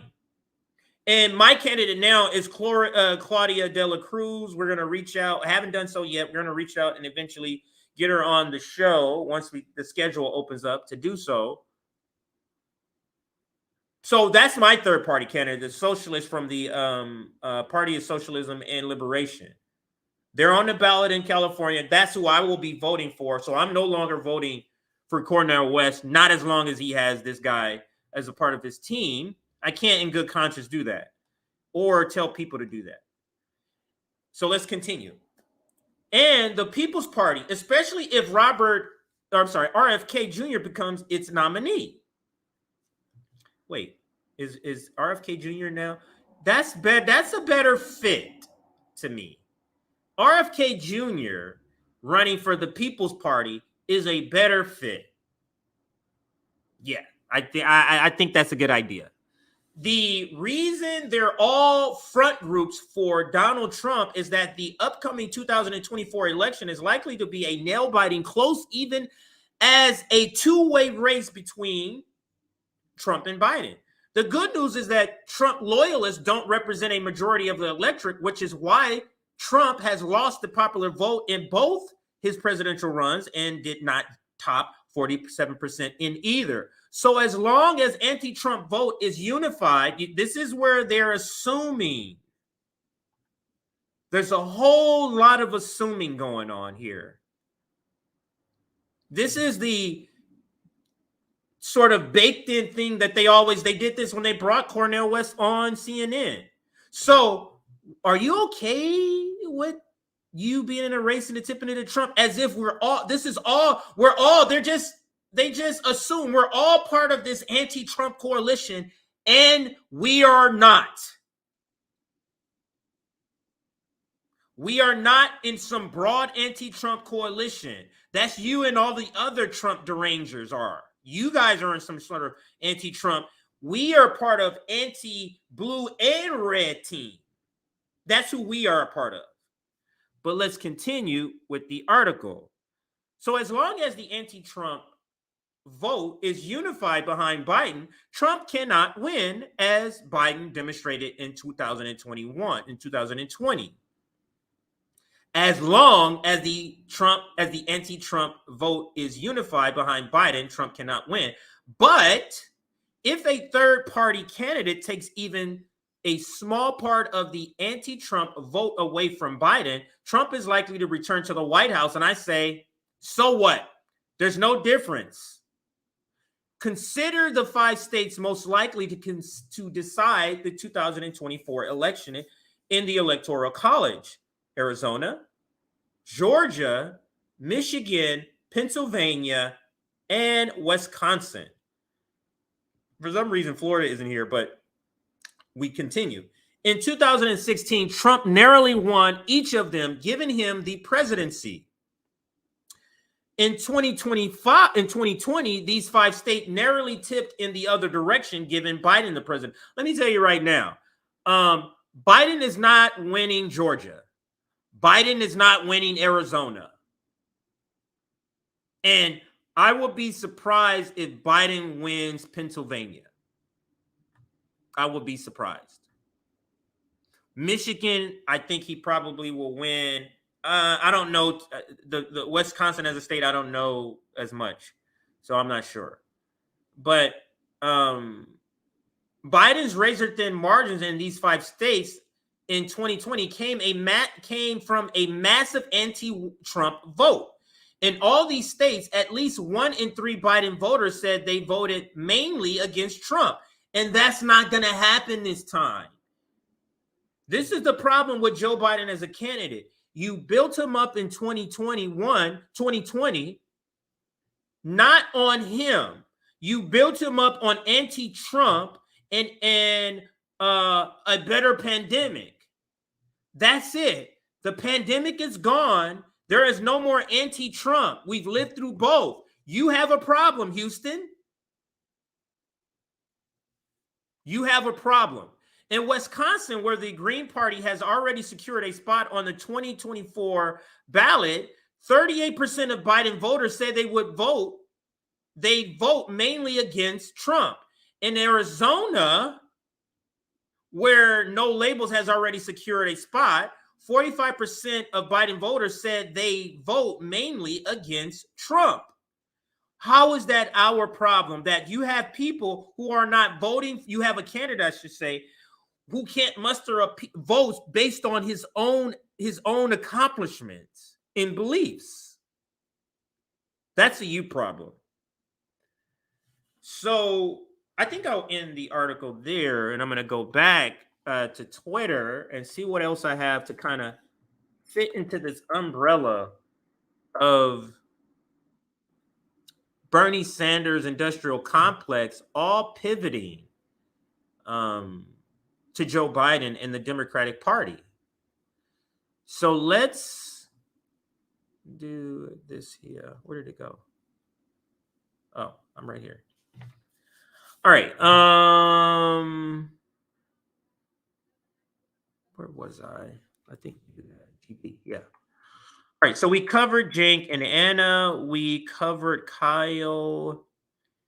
I do want to cover one more sort of DNC story that I didn't get a chance to cover, and that is RFK. Talking about the Democratic Party not giving him his just due.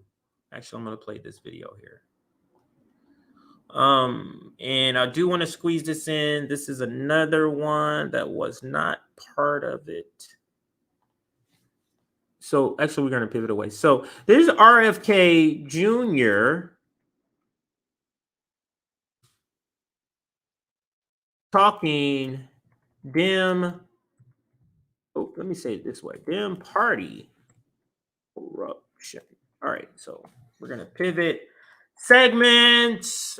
We got up somewhere like 530 people that was watching at a point.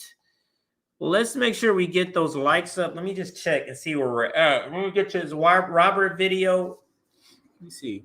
Okay, I'm doing good on time as far as the stories. I'm trying to get the smaller stories out before we get to the longer videos here.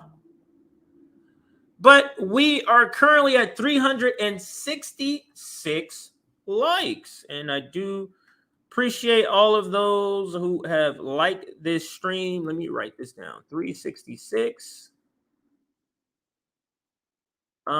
We got up to the highest I saw was 535 was the total I saw.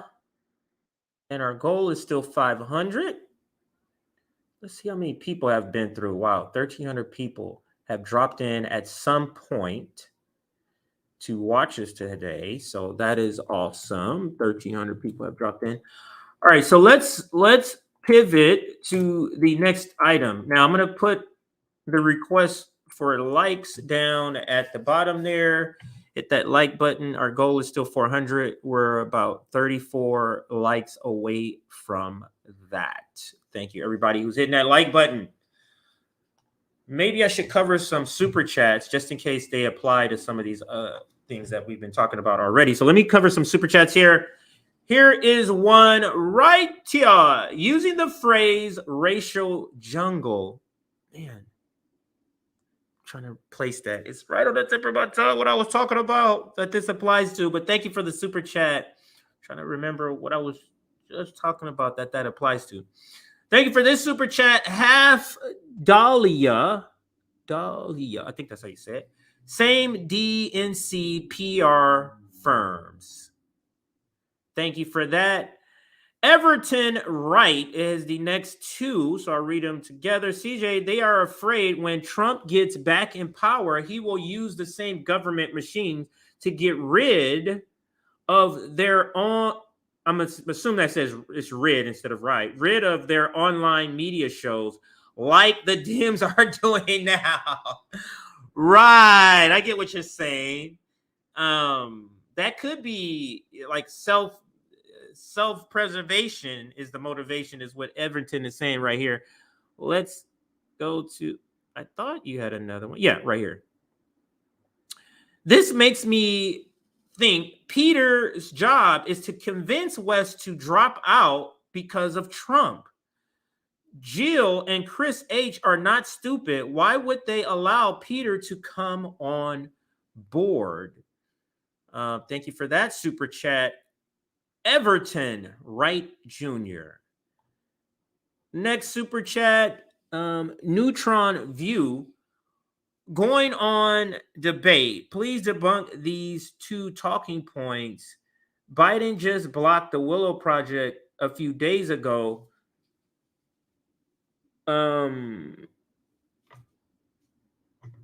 Reuters said Biden crushed the rail strike to avoid economic disaster. There's not much to debunk. It's not true. That's it. There's not much evidence to debunk that. It's hard to debate people who don't deal in facts. So if they're just saying lies, you're not going to be able to combat that. You can only debate somebody in good faith if they're good faith giving arguments. You can't debate people who are just telling basic lies in a debate. That's not going to work. But let's get to this next segment. I read all of the super chat. Thank you for all those super chats. That was 5, so I know how many. If we get any more, I will make sure to read those. I'll try to read them between segments again, like we used to. But let's get to this video here. Short video. Robert F. Kennedy Jr. speaking about the Democratic Party. It's pretty clear that the DNC does not want a primary. I don't want to say that they want a coronation, but that's, I think that that's a fair way to put it, actually. They're doing, they're essentially, they're fixing the process so that it makes it almost impossible to have democracy function. They're effectively disenfranchising the Democratic voters from having any choice in who becomes president, or who becomes the Democratic nominee.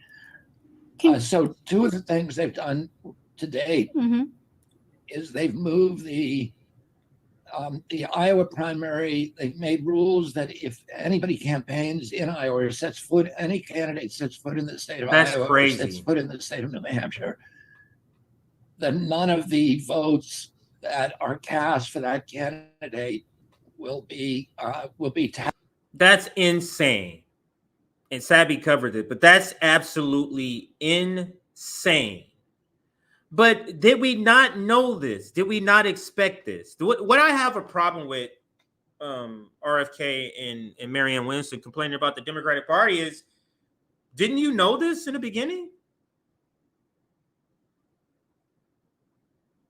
If you know that thing over there has a flu germ, and if I touch it, I'm going to get the flu, and you go over and get the flu, why do you, like, I'm supposed to go through all these emotions with you about catching the flu when you were told? You knew this. So you're complaining about something you already knew was going to happen. But what is your remedy? Are you going to get out of the party, or are you just going to take it and do nothing and complain? What does that do? To just not do anything about it? Think about that. Marianne Williamson is getting shut out. RFK is getting shut out. No debates. And what do? None. And they're going to support the Democratic nominee after that. Great ideas with a loser strategy does what? Tallied. In other words, any delegate that I win in New Hampshire or Iowa would go instead to the president. And now they're trying to change it so that if I campaign in New Hampshire, that none of the votes cast for me in Georgia will count. And that's significant because it's hard to win the nomination without Georgia. What is so what is the logic? Well, they're rigging it so that it, effectively, we're looking at the tabulations now that look like if you add up all the super delegates that they control and all of the automatic delegates that just go to the party and go to the president, I would have to win almost 80% of all of the states in order to beat President Biden, even if he only wins 20%. And yet you continue on. So what is your strategy then in light of this for defeating President Biden? These rules will not be finalized until September 14th, and we've written the DNC protesting. I mean, there's some really wild things that they're now considering, including forcing me to actually pay for the primaries. And their logic is that they don't need a primary because they already have a candidate. And therefore, I'm costing them all this money, and that money should be paid for by me and, maybe Marianne Williamson. So it's not, it's a process that is rigged. And we live at a time in American history when a lot of Americans think that democracy is broken, that the system, the political system is rigged, and that there's not really any democracy. And unfortunately, the DNC is taking a lot of steps that confirm that outlook. If the decision holds for the current, sort of primary structure with the DNC, what is the route to victory for you? That's the question we're asking. If they're going to not hold a primary, what are you doing? Literally, what are you and Marianne Williamson doing if there's no primary? If there's no process that gets you electoral votes, what is the point of your campaign?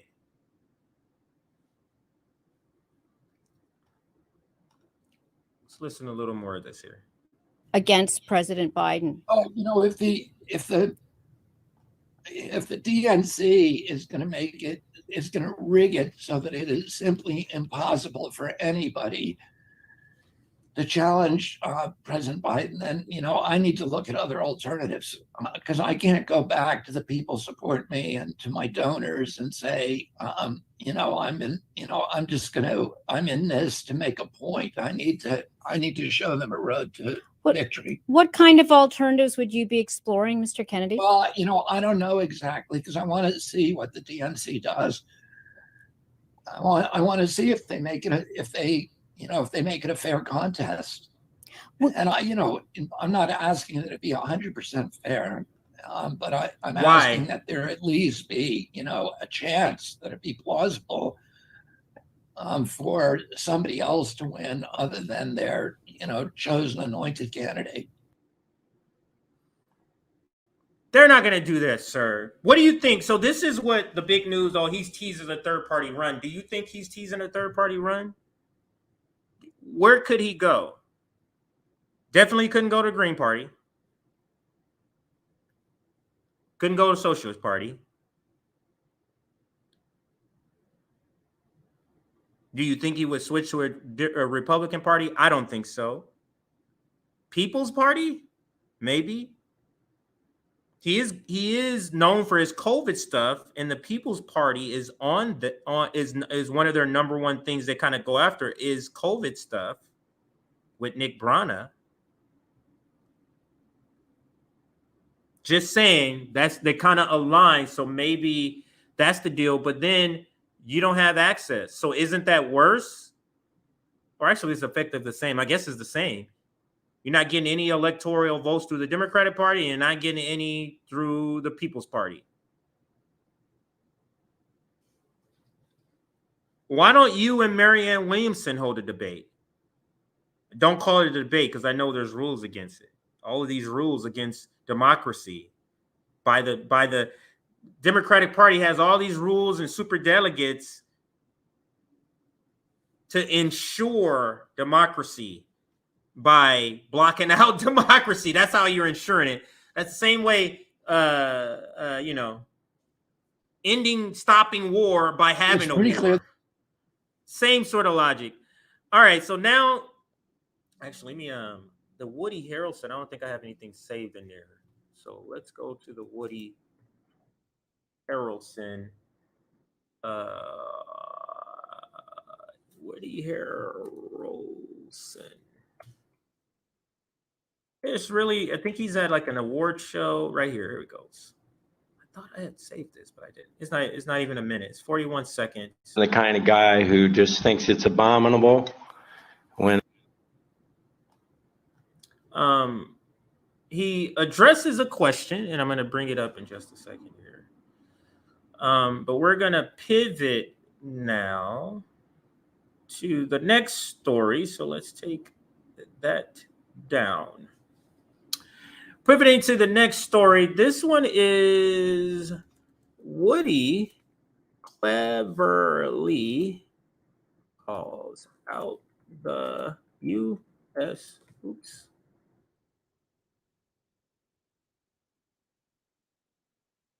All right, so Woody cleverly calls out the U.S. empire with a little comedy in this video. Let's play, maybe get a couple of reaction, but oh wow, VJ Prasad actually chimes in. All right, so this one is from Nico. Nico's on that show yesterday. This response by Woody Harrelson on the war in Ukraine. Not a lie. He had me the first half. Now listen, and you'll see what he means by this. So listen closely.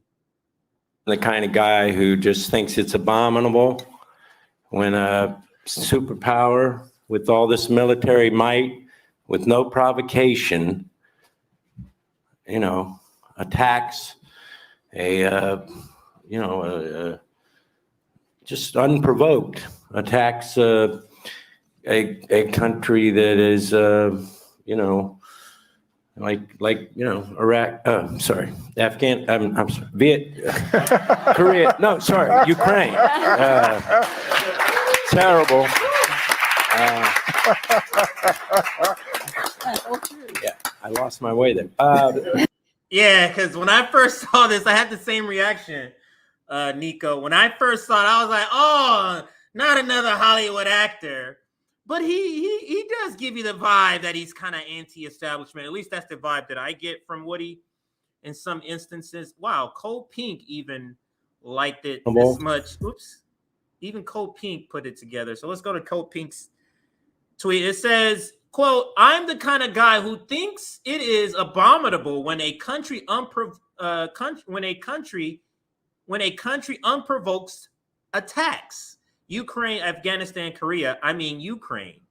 And that's what he did at the Cannes Film Festival. Wow, I didn't know that was a film festival he did it at. And they got it from Mint Press News, also put it on there. So everybody kind of jumped on it. I'm going to play it again, this one with the subtitles on the video for those hearing impaired. Here we go.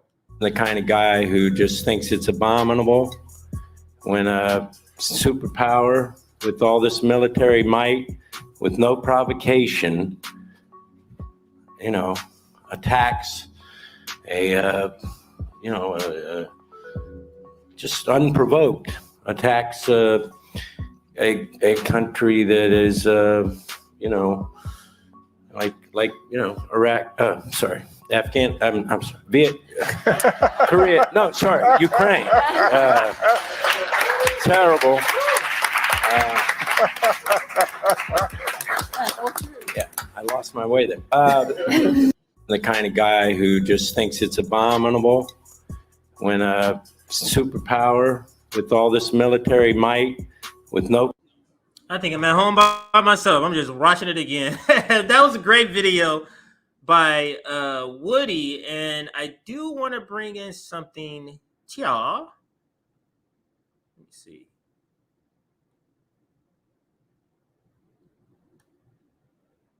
Do want to? Oh no, I'm not gonna bring that up. That'll definitely. I was gonna bring up a joke from Woody on SNL, but no, that'll definitely get a copyright. So I think we'll end it here. But again, love the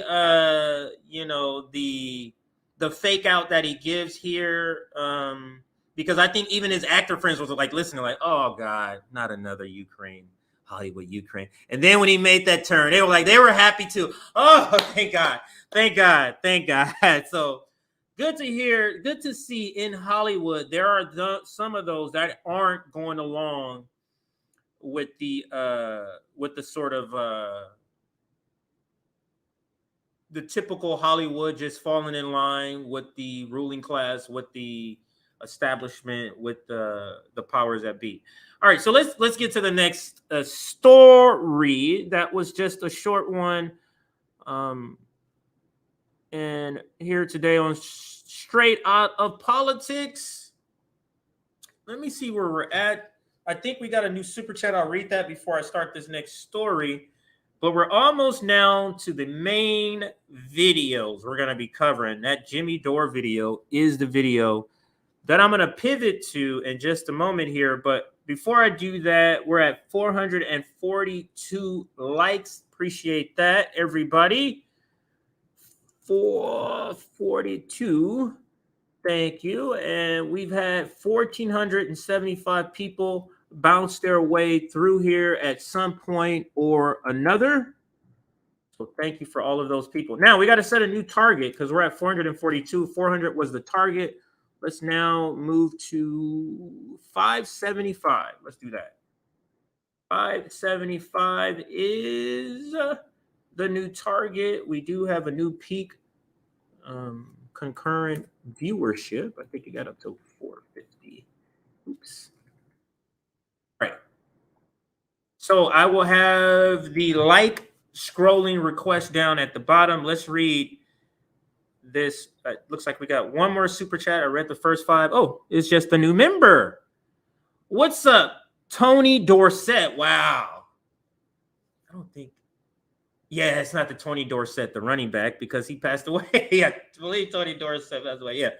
All right, so there's a running back named Tony Dorsett. But what's up, new member Tony? Welcome aboard RBN YouTube family. Glad to see you in community with us. Here is our Substack. If you want to know when we go live, join our Substack so you know when we do that. We are going to begin to write op-eds on there. Nick will be writing some. I think I will write a couple. Maybe Sabby will write a couple. Maybe JB. And we're going to try to maybe get some other writers, some other reporters to write for our Substack also. But it also doubles as our mailing list. So we send out notifications when we go live because we can't depend on YouTube. Here is our website. Check out our website, everybody, for chapter information, mutual aid requests in Boston. The chapter in Boston is taking mutual aid requests. So if you need like your lawn, you're an elderly person or disabled, you need your lawn kind of manicured or mowed, you can submit a mutual aid request on our website at the Boston chapter tab, and Sabby will field those requests and try to get those requests taken care of. All right, now let's go to one of the main events, and that is the video with Jimmy Dore talking about Peter Daou. And he uses my tweet. And when that video dropped 20 minutes before I was playing it. So I didn't watch it. I just saw, oh, wow, he's talking about Peter Daou. And I played it. So I had no idea. He had my tweets in the video that he was going to read my tweets. So don't think I just set that up to showcase my tweets, because I did not. I did not know he was going to do that. All right, so let's pivot to that story. Let's get to the second here. The video's playing in my ear. I need it to stop. Okay. I need to stop because I'm not there yet. All right, so let's close that. Let's bring up the Jimmy Dore video. We're likely not going to be able to get to the Garland video today. So, not unfortunately, but this dropped, and we're trying to be on top of the news. So we're going to cover the latest thing. This dropped 20 minutes before our stream started. So I played a little bit already in the introduction. Hit that like button. Please hit that like button. I'm going to take that down and now pivot to this. I got to add another banner because I didn't plan this. I typically come in and put my banners in or before the show starts, except for the ones I didn't plan. So Jimmy Dore talks Peter Daou being Dr. West's campaign manager. That's what the CM stand for in this here. And Aaron, you can start it here. Jimmy Dore talks Peter Daou being Dr. West's campaign manager. And this video just dropped right before the stream. This is Jimmy Dore talking about the selection of Peter Daou, hated smear merchant of the left. And the announcement has not been greatly received. Like, and maybe slightly more than half, like 55%. It's very close. 55% is like, nah, this is terrible idea. And they're off of it. They're off the campaign. I'm being one of them. The campaign was not a campaign that was anything about electing him. Really, he's not going to get elected. So me being off him as a candidate is really nothing. I'm still part of the movement. If any movement is built after this that continues after November 2024, I'm going to be with that. But do we really think Peter Daou is going to be the shepherd of this thing, this so-called this thing that's going to become a movement after 2024? I don't believe that whatsoever. But again, we watched maybe 9 minutes of this together earlier today. Other than that, I'm going in blind. So we're watching this together. Cornel West has chosen a new campaign manager. Now, what's interesting about this is, do you remember when I asked him about who's advising him? Remember what I said? And you remember how he reacted? When I say reacted, I mean way overreacted. I was trying to be nice because Cornel West cannot stop saying that Joe Biden is the lesser of two evil and that Donald Trump is a fascist, but Joe Biden isn't. And so Cornel West is basically campaigning for Joe Biden when he says that, and he doesn't care. So I said to him this: campaign to pick up traction. This is the opposite way to do it. Who's ever advising you sounds like an infiltrator. But why you keep saying advise me? I'm thinking. So I don't know if you caught what I said. I don't know who's advising you. It sounds like an infiltrator. And then he just snapped. What do you think about? He's like, he doesn't have any advisors. Why wouldn't you have advisors? Of course he did. And he was already in talks with the guy he just hired, this guy, Peter Daou, who is an infiltrator. That's amazing. No wonder Cornel West overreacted, because he hired this guy. He said, I am very blessed to have my brother, Peter Daou. Now, I'm going to tell you who Peter Daou is. Now, this part, because I was trying to grasp, people were saying when they announced Peter Daou, I saw people saying Jimmy Dore was right, Jimmy Dore, and I didn't understand the logic in how they were connecting the announcement of Peter Daou as a campaign manager to Jimmy Dore being right in the interview. I didn't get that connection. He does give his explanation of why this is a connection. I don't believe that this is the case. I don't believe that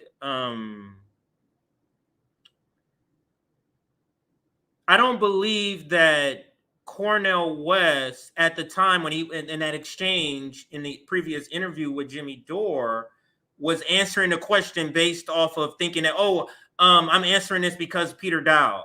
I'm getting offended because I have Peter Daou. I don't make that connection. I need more evidence than just this to make a connection, because let's say he didn't have Peter Daou, he would still be just in being upset because he is saying, I'm my own person. I make my own decisions. You get what I'm saying? So the reaction is still relevant regardless if it's Peter Daou or not. That's why I said I need more evidence to say that there's some sort of Jimmy was right in this instance, per se. Peter Daou was an infiltrator. Peter Daou was one of the hitmen for Hillary Clinton. He smeared everybody 24/7, including myself, including Bernie Sanders, anybody who voted for Bernie Sanders, third-party voters, Jill Stein. This guy was a hitman, one of the biggest smear merchants for Hillary Clinton's corporatism and warmongering. And so that's why when I asked Cornel West this, I think that's why he overreacted. I was trying to give him an out, saying that, hey, your advisor, I didn't want to say he's having bad ideas. I wanted to say his advisors were. I thought that would be a nice way to say it. Watch how he reacts. Campaign to pick up traction. This is the opposite way to do it. Who's ever advising you sounds like an infiltrator. But why you keep saying advise me? I'm thinking for myself, brother. I'm a okay. I don't mean to insult you. That's not. So I think that's why. So here he is. He announces it. They're going to work together. Los Angeles presidential candidate. So there it is. That's the announcement. So what kind of garbage is Peter Daou known for? He's known for making false attacks on people and hiding behind sexism, racism, misogyny, everything. So when he was working for Hillary Clinton, Chris Cillizza tweeted out, it's been 260. So Peter Daou is a disgusting scumbag, and there were some people in the announcement that were like, who's Peter Daou? Why is people so mad? So hopefully we have some of those people who have no idea who Peter Daou is or was. Hopefully some of you are here today.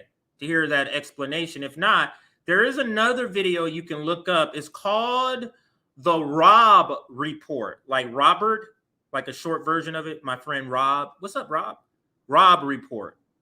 Just look up the Rob Report and type in Peter Daou when you do a YouTube search, and it'll be this video that comes up from this guy, black guy. Great video. Is a funny video too. So I've used it many times. Maybe I'll get to it today, but let's listen a little more. 63 days since Hillary Clinton last held a press conference. That's a dangerous precedent. That's a year, right? Or almost that's like 3/4 of a year, isn't it? 260. Anyway, who cares? It's a long time. It's a long time. And so he retweets this guy saying Trump not releasing his tax returns is no problem, though.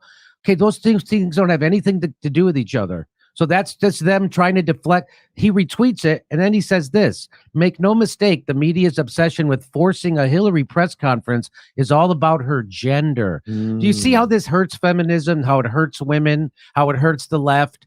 And he doesn't care, right? Because that's the kind of garbage person that Peter Daou is. This is what he does. And he's for hire, and he'll do it. And so he's an infiltrator for the DNC. He's a Trojan horse. And now I was wondering, why did Cornel West, why did that get such a big reaction from him? It's because he is being advised by an infiltrator. This guy's an infiltrator from the DNC. He earlier in the campaign was working for a Democrat, Marianne Williamson. Yeah. So what he did was he went from the Hillary Clinton campaign, which he was biggest smear merchant there was, the biggest dishonest guy I've ever seen in politics, and that's saying something. And he also worked for David Brock, who's the even more dishonest guy. Yeah. And it's more important than Trump's taxes or Trump calling president of the United States a terrorist. If not, that's called. So he's just doing that. He's doing that horrible thing. And then he says, so far, not a single critic of my tweet about gender bias against Hillary has read my words precisely. Because that's what you wanted. When you're a writer, you want to make sure you can be easily misinterpreted when you make crazy general. Here's one thing I've been thinking about. Why this is a huge misstep. Organizing wise, this is a huge misstep by the Cornel campaign to pick this guy. You have a Democratic shield.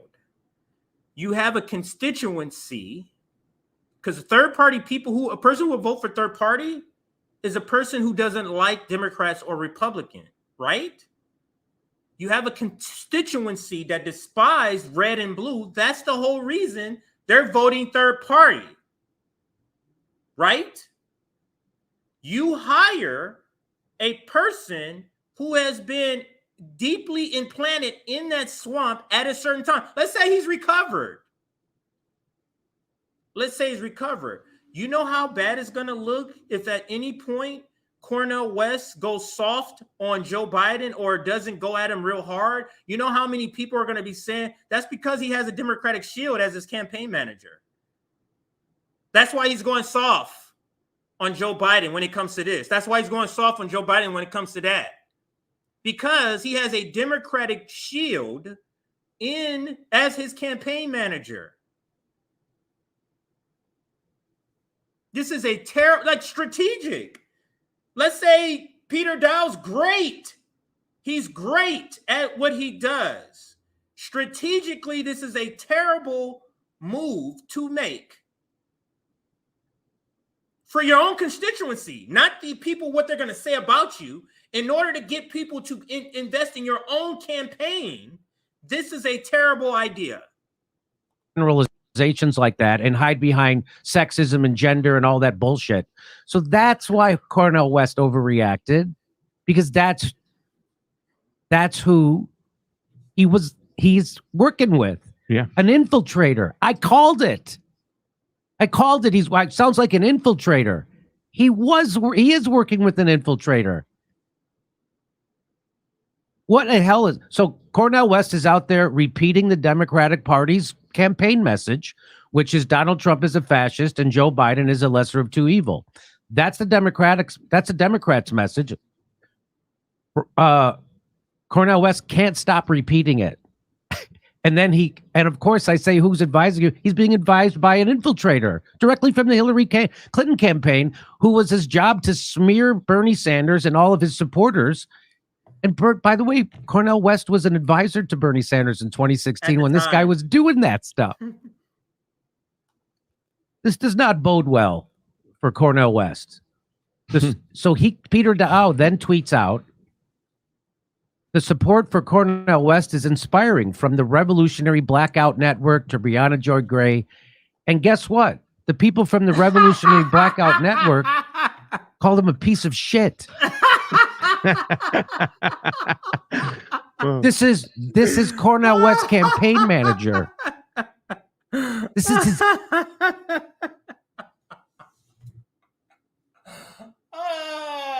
I laugh because the show is so set up like a comedy show, and this is so it's set up like this is a punchline. That's why I'm laughing. It's so just, I guess, excuse me. It kind of probably look weird for me to just bust out laughing like that, but that was so set up like a punchline, a joke setup. That's why I thought it was funny. All right, but let's get back to what he was saying here. Sorry to throw everything off. All right, here we go. West. So Peter Daou then tweets out, the support for Cornel West is inspiring, from the Revolutionary Blackout Network to Breonna Joy Gray. And guess what? The people from the Revolutionary Blackout Network called him a piece of shit.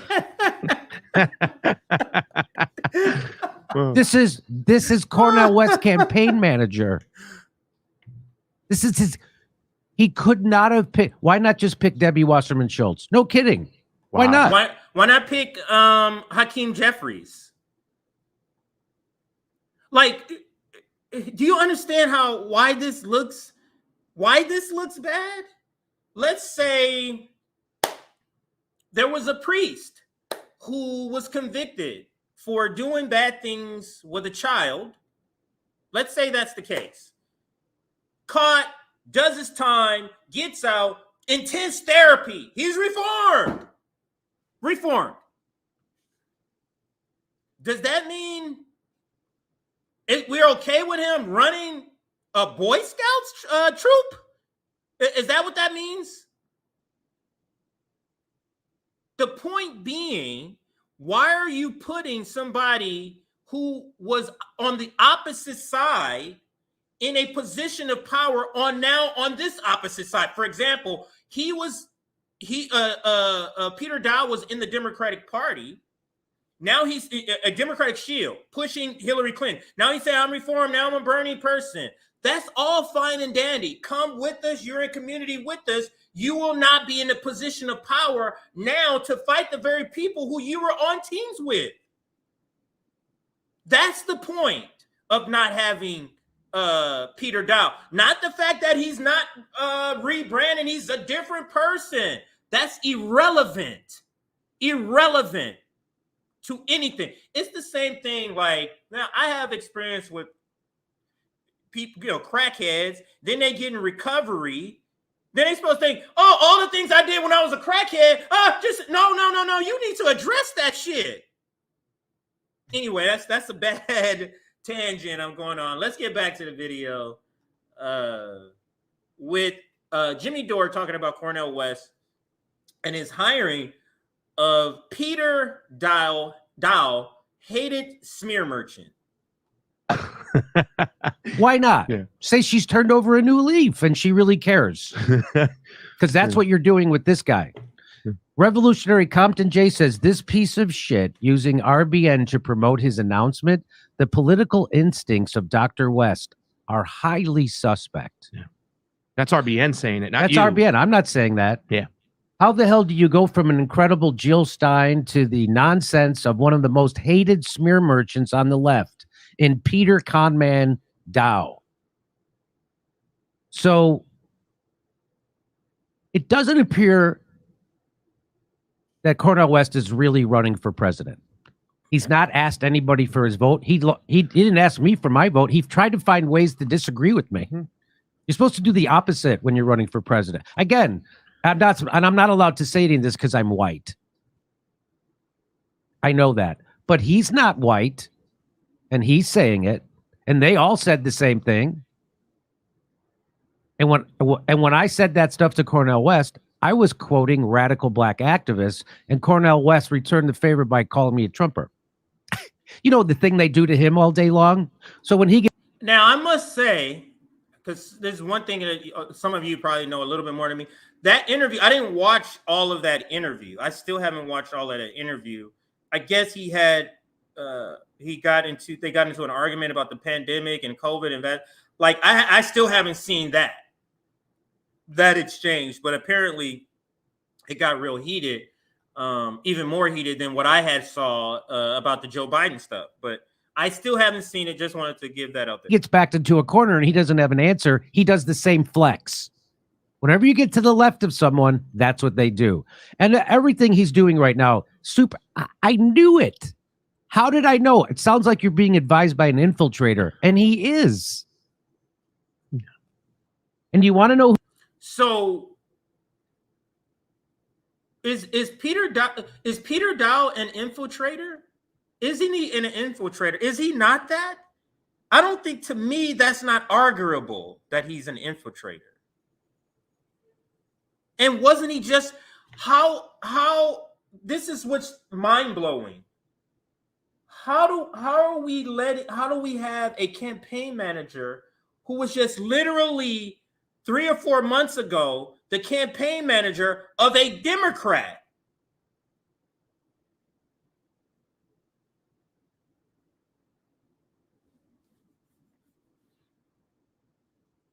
Is it okay? We're just hiring people, campaign managers for hire and not people who believe in the cause? That can't be true. You can't be like, he was just with the Democratic Party several months ago. How much rebranding could he have done in 3-4 months? Maybe it's longer. Maybe it's more like 6 months. I don't remember. Let's listen a little more. Then we're going to wind down. Maybe I'll get to, let me see what other stories I'm missing as I'm playing this video here. Who this infiltrator is? He's a guy who, he says, I don't agree with the hashtag fraud squad hashtag. He doesn't agree with that. He didn't agree with that when they wouldn't do force to vote. He didn't agree that we should call them fraud squad. Wait, he said he was against the fraud squad? I didn't know that about Peter Daou. I did not know that. Let's continue. He didn't agree with that. That's who is advising Cornel West. Compton J, I'm officially out of the Cornel West camp. Holy cow. That's not Jimmy Dore. Now, can you call him a racist? Is he white-splaining? It sounds like he's white-splaining. Why would... Is Jimmy Dore referring to comments that he's been getting? Because I haven't been hearing these things. I have a too busy of a day-to-day life to be online as much as I would want to be and know all the details like this. But is he being called these things? It's just ridiculous. It's people that already don't like Jimmy Dore are using this opportunity to say this stuff. They didn't like you, Jimmy, in the beginning. They never liked you. And they're using this opportunity, this interaction you had with Jimmy Dore, to take advantage of the situation. Because I didn't hear Cornel West call you a racist at all. I didn't hear that, but again, maybe I think I would have heard if he said that. So he must be hearing that from other people, white-splaining. He must be hearing that from other people. But anyway, let's get back to the video. Compton J white-splain like that. Yeah. And he's hiding that white-splaining behind all that black skin. Yeah. That's very sneaky. Very sneaky. White supremacy. You would never see it. You would never see that white-splaining coming from a black guy, but that's what it is. Yeah. So Peter Daou is worse than you think. He's not just a smear merchant. He worked for David Brock, the most garbage people in the world. And he did the most garbage things in the world. And he lied for money because that's what he does. He's terrible. So he made the case that car bombs, missile salvos, street battles, mass kidnappings, rooftop snipers, no electricity, no running water, food rationing, on and off for 15 years. That was my life in Lebanon's civil war. And MAGA folks are protesting because gyms are closed for 2 months. So he doesn't care about the COVID lockdowns and how they crushed 41% of Black-owned businesses. Everybody got. So I'm going to pause it here. Because Jimmy can say certain things about the pandemic and COVID that we can't. So I don't know how much. So if he says more COVID stuff, I will skip over that part because I just don't want to have any problems. We just got all of our strikes removed by appeal. So I don't want to have this problem again. So let's listen. But if he goes more in deep, I will skip this COVID part here. Got destroyed. Workers got destroyed. Small businesses collapsed. And this guy's making fun of it. And we have to acknowledge, we have to acknowledge that COVID, or those of us who don't see COVID as large as some others, we have to acknowledge it's bigger than, because I put it as big, but there's people, and Jimmy Pasta, that put it bigger than I put it. And it's okay. Like these in my show, the political spectrum we did, what I liked about that show is how we all said what was our highest priority, and that gave us a window into why you thought the way you do. So Jimmy's highest priority is COVID, the pandemic. He was injured. It's very logical for him to have that position. So this is something that means something more to him, and this guy didn't care about that, Peter Daou. And I guess he's listing, this is a tweet from 2020. So 3 years ago, he's listing all the things he had to do in the Lebanese army or whatever. But anyway, let's continue. Guess who else doesn't think it's that big of a deal? Cornel West. Cornel West went out of his way to let me know that he doesn't think it's that important, what happened during COVID. That was real fascism on a scale they can't even wrap their minds around. And so guys like Cornel West just ignore it. They can't even wrap their mind around it. He still hasn't corrected when he called Dr. Fauci a paragon of integrity. Mm-hmm.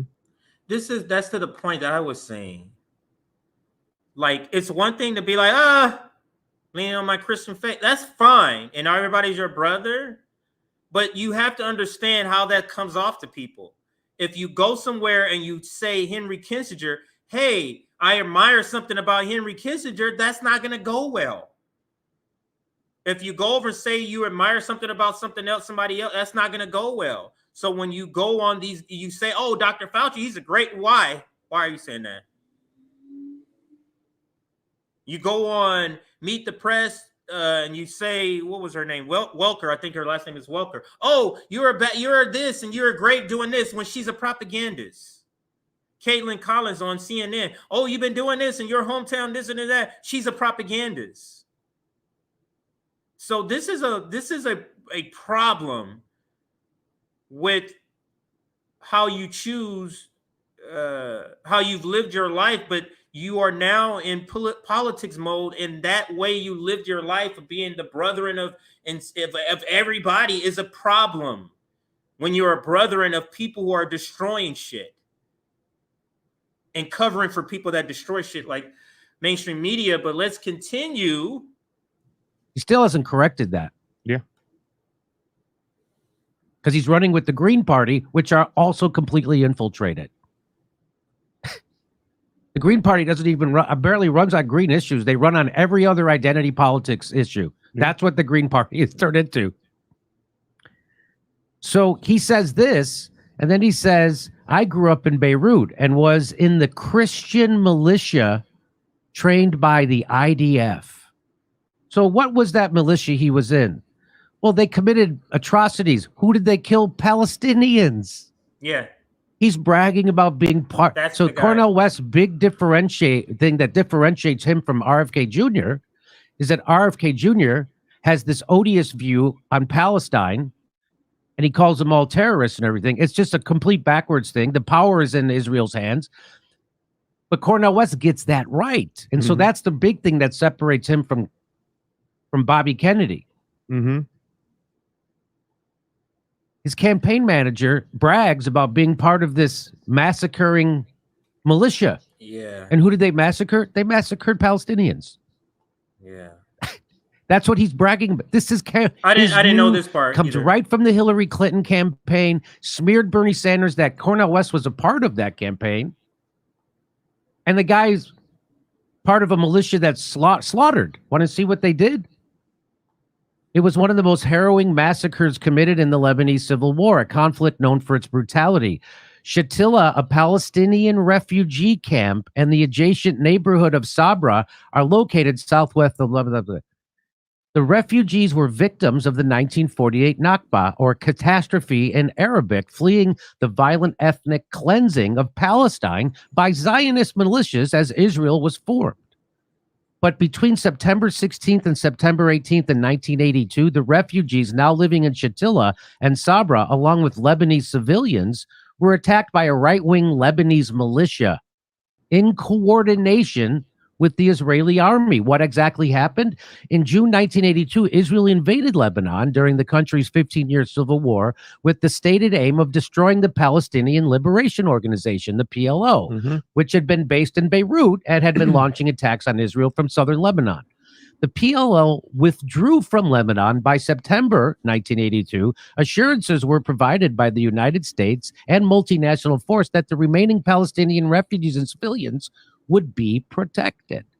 What happened? Well, 2 weeks later, the Israeli military besieged Sabra and Shatila and provided cover for their allies, a right-wing Lebanese militia called the Phalange, to carry out the mass killings. The killings continued for 43 hours from 6 p.m. Thursday, September 16th, until 11 p.m. on Saturday, 18th of September. While accurate... Wow. This is what Peter Daou was bragging about in the tweet. So you're hiring Democratic shields and Israeli shields. Genocidal Israel shields. That's what we're doing?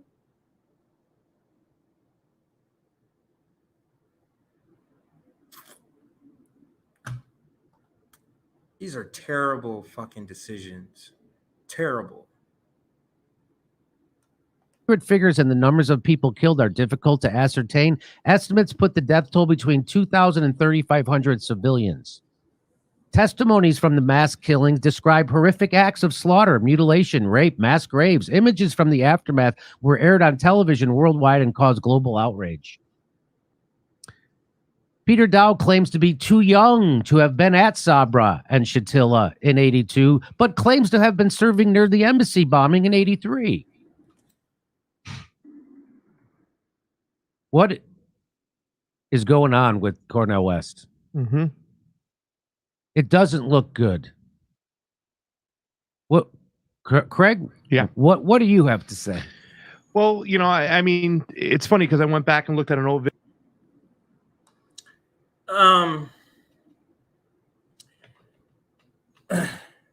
There's a question I have too. What's going on with the Cornel West camp?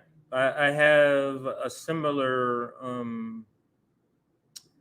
sort of question here. So the Garland Nixon part, I'll have to do later. So let me take that out now. I did RFK, did Jimmy Dore, did Gavin Newsom. Now let's show breaking points being ghosted. So I'm going to end it here. Go watch. I should have said this before I said all that. The next story. So I'm going to end it here. Go watch the rest of the video directly on Jimmy Dore because I don't want to take his views through watching it, the entire thing through here, because it literally just dropped 2 hours ago or so. How long have I been on? Almost 3 hours ago.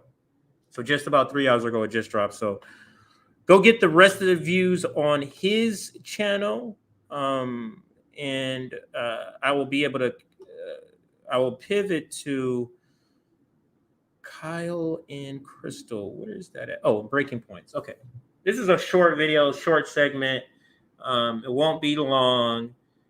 But we pivot from one conversation about Cornel West to another, and that's what Breaking Points. I guess I got to take this down. That's what Breaking Points, because people are wondering, and I think Sabby asked this in the chat one time, and she's been asking this for a while in a couple of tweets. Where's Breaking Points? Why haven't they had Cornel West on? What's going on? Turns out they've been asking him. And Cornel West has just been ghosting them is all that has been happening. And that's the reason why they haven't had him on. Let's see. Where do I have that at? Cornel West. And we're going to start here. Cornel West ghosts Breaking Points. And here's a clip where they're admitting to inviting him on multiple times. And not only not getting an answer, they're not getting a single response from the Cornel West. So he's effectively ghosting them. Let's listen to that conversation. It actually came about because of a question from their audience member. Ian Thompson, Cornel West interview. When? Is there a reason Breaking Points is yet to hold a candidate interview with Cornel West? Our plans to conduct such an interview since launching his campaign has appeared on a wider range of independent corporate media. Given the Crystal's assertion that Green candidacy will serve to benefit Trump or whoever the Republican nominee is, seems only fair to give him a chance to directly respond and engage in an honest back and forth. We completely agree. Crystal? Yes, we have been requesting him literally for months, especially ever since he first announced, like back when he was doing the People's Party thing. And so the ball's kind of in his court. I mean, they've been asking since he announced with the People's Party. I wish he would have went on that time, because we would have saw in that interview them say a bunch of shit that wasn't true. And then he would have switched to the Green Party and we would have had some shit. So I wish he went to the interview with him when he was still running for the People's Party. But you mean to telling me he's been ghosting? You know how many interviews this guy has been on? He had to have been on them now. Roughly about 175 interviews. At one point, I think we were on our second or third interview with him, and he was saying he had, his manager or his wife was saying he had done like 135 interviews over a week. So, do you think it's intentional? Why wouldn't he respond to this, one of the largest platforms on the internet? Why wouldn't he respond to that when he's been on several platforms a lot smaller, like ours, that only has 40,000 subscribers? Why would he do that? Unless he knows your politics, unless he knows who you are. Entirely in his court, folks. Yeah, we would love to have exactly the exchange and discussion that you're talking about. I think our audience would really enjoy to see that. You know, I want to hear his perspective and, go back and forth. Our political view, I share. You share what? They love to say, oh, we're 99%. Really? So you're only saying the 0.1% is the NATO and you vote for Joe? Because that's, to me, is a quite big of a pie, larger of a pie than the small percentage that you're trying to say here. Let's continue. They're almost completely just have a disagreement in terms of tactics. So yeah, we've reached out, and as of now, in recent weeks, have not heard anything. If you want, you guys can send him an email, and you should tell him to come on the show. He can. No, we should not. Amount of time. We will happily sit here. We'll have a great conversation. No, you won't. Look forward to it if it were to happen. And we've invited him, as I've said, many, many times. Okay? Many times, and he said, "Fuck y'all, motherfuckers." That's what he said to you, Breaking Points, and you deserve it, because all you are corporate Democratic shielding news on YouTube. That's it. You have the same talking points. You use the same corporate sourcing, I should say. You're no different. We can turn to a segment on Trump and hear the same sort of talking points that we would hear on MSNBC's Morning Joe. So whatever. I'm so happy. That is the one thing I am happy he hasn't been on their show. Here's the only new super chat I got since the last time I read. I love this channel. You guys, Jimmy Dore and Sabby, are my favorites. Do you think that RFK may take legal action against the DNC? I wish he does, if you can, but I would think that it's a moot point because they've already been taken to court and it's been ruled they are a private corporation. They can do whatever they want. The Democratic Party and the Republican Party, they're actually technically corporations, and they're private corporations that can do whatever they want. They can tell you rules. These are the rules that get elected, and they can go, fuck those rules. We're doing whatever the fuck we want. That has been proven in court. So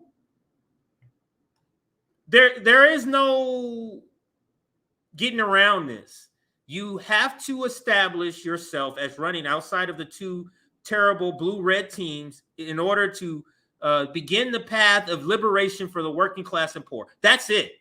And we begin now with the Cornel West campaign and some other campaigns, the Claudia de la Cruz campaign. That's the one I'm going to be pushing moving forward. So that's a lot. Let me see. We're going to be getting out of here now. Let me see. I can play a short little clip to close us out. Do I have anything quickly to play?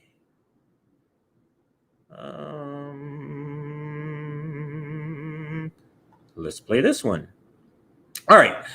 Thank you for everybody that has been watching. I'm going to leave you with a video. It's not going to play the whole thing now, but listen to this clip about the UAW and this strike. This could be the one of the strikes that actually it cannot be co-opted by them pretending a tentative agreement is here.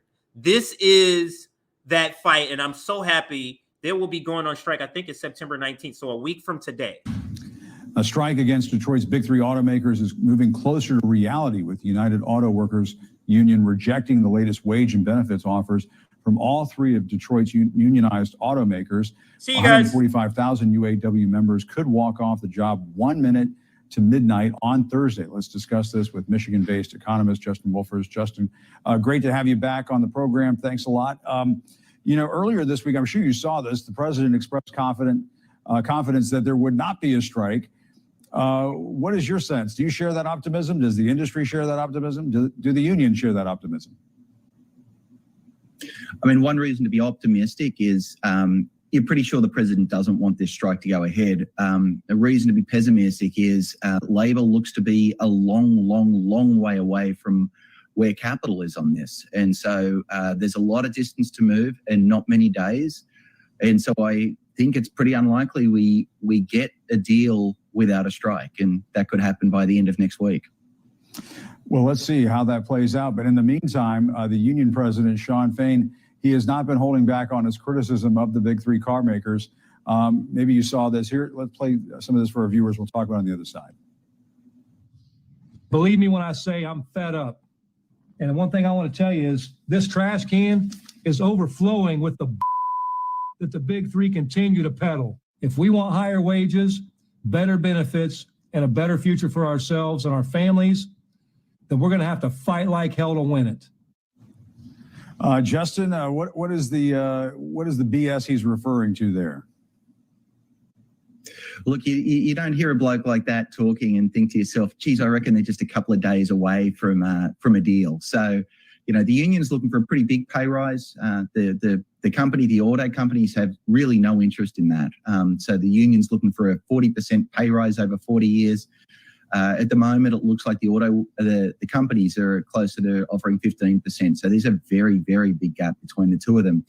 And there's also some other really contentious issues around things like overtime and the predictability of overtime and the length of the work week as well. The past 3 years, the pandemic were really hard for a lot of people in a lot of ways. And you've got a union here that's got a voice and got some real strength and real power, and it looks like they want to exert their muscle. And I have to ask you about the Hollywood writers' strike. Is there any movement on that standoff? I'm not seeing any movement right now. And Jim, I think the thing that I want to do is tie together the two strikes, because I think a lot of mums and dads right now are probably thinking, how does this affect me? And one answer is very directly. It's going to be harder to find cars if the auto workers are on strike. It's already getting harder to find good television. You're the exception, Jim. And it's going to be harder. I was going to say, wait a minute. Movies. Yeah, no, you are the exception. But beyond that, there are two ways of thinking about this. One, these are each very small parts of the American economy. And so, it was only 3 years ago we were effectively knocking out all the workers in all the industries. Yet we kept on keeping on. And the auto workers, the United Auto Workers, are about 1% of our total employment base. And the actors and writers, they're a little bit less than that. So one way of thinking about this is to say it's a small part of the economy, and it's also not highly integrated into other sectors. And so the macroeconomic effects might be quite small. But I also want to point out these are very concentrated industries. I'm coming to you right now from Ann Arbor, Michigan, and we really rely on the auto industry. And so even as I don't think this could cause a national recession, it's going to cause a lot of pain, particularly in the Midwest. And likewise, I wouldn't want to own a sandwich shop, a coffee shop, a clothes shop right now in Hollywood, because I'd expect my sales to be going down any day now. Absolutely. All right. Well, Justin Wolfers, we always appreciate having you on the program, and we'll have you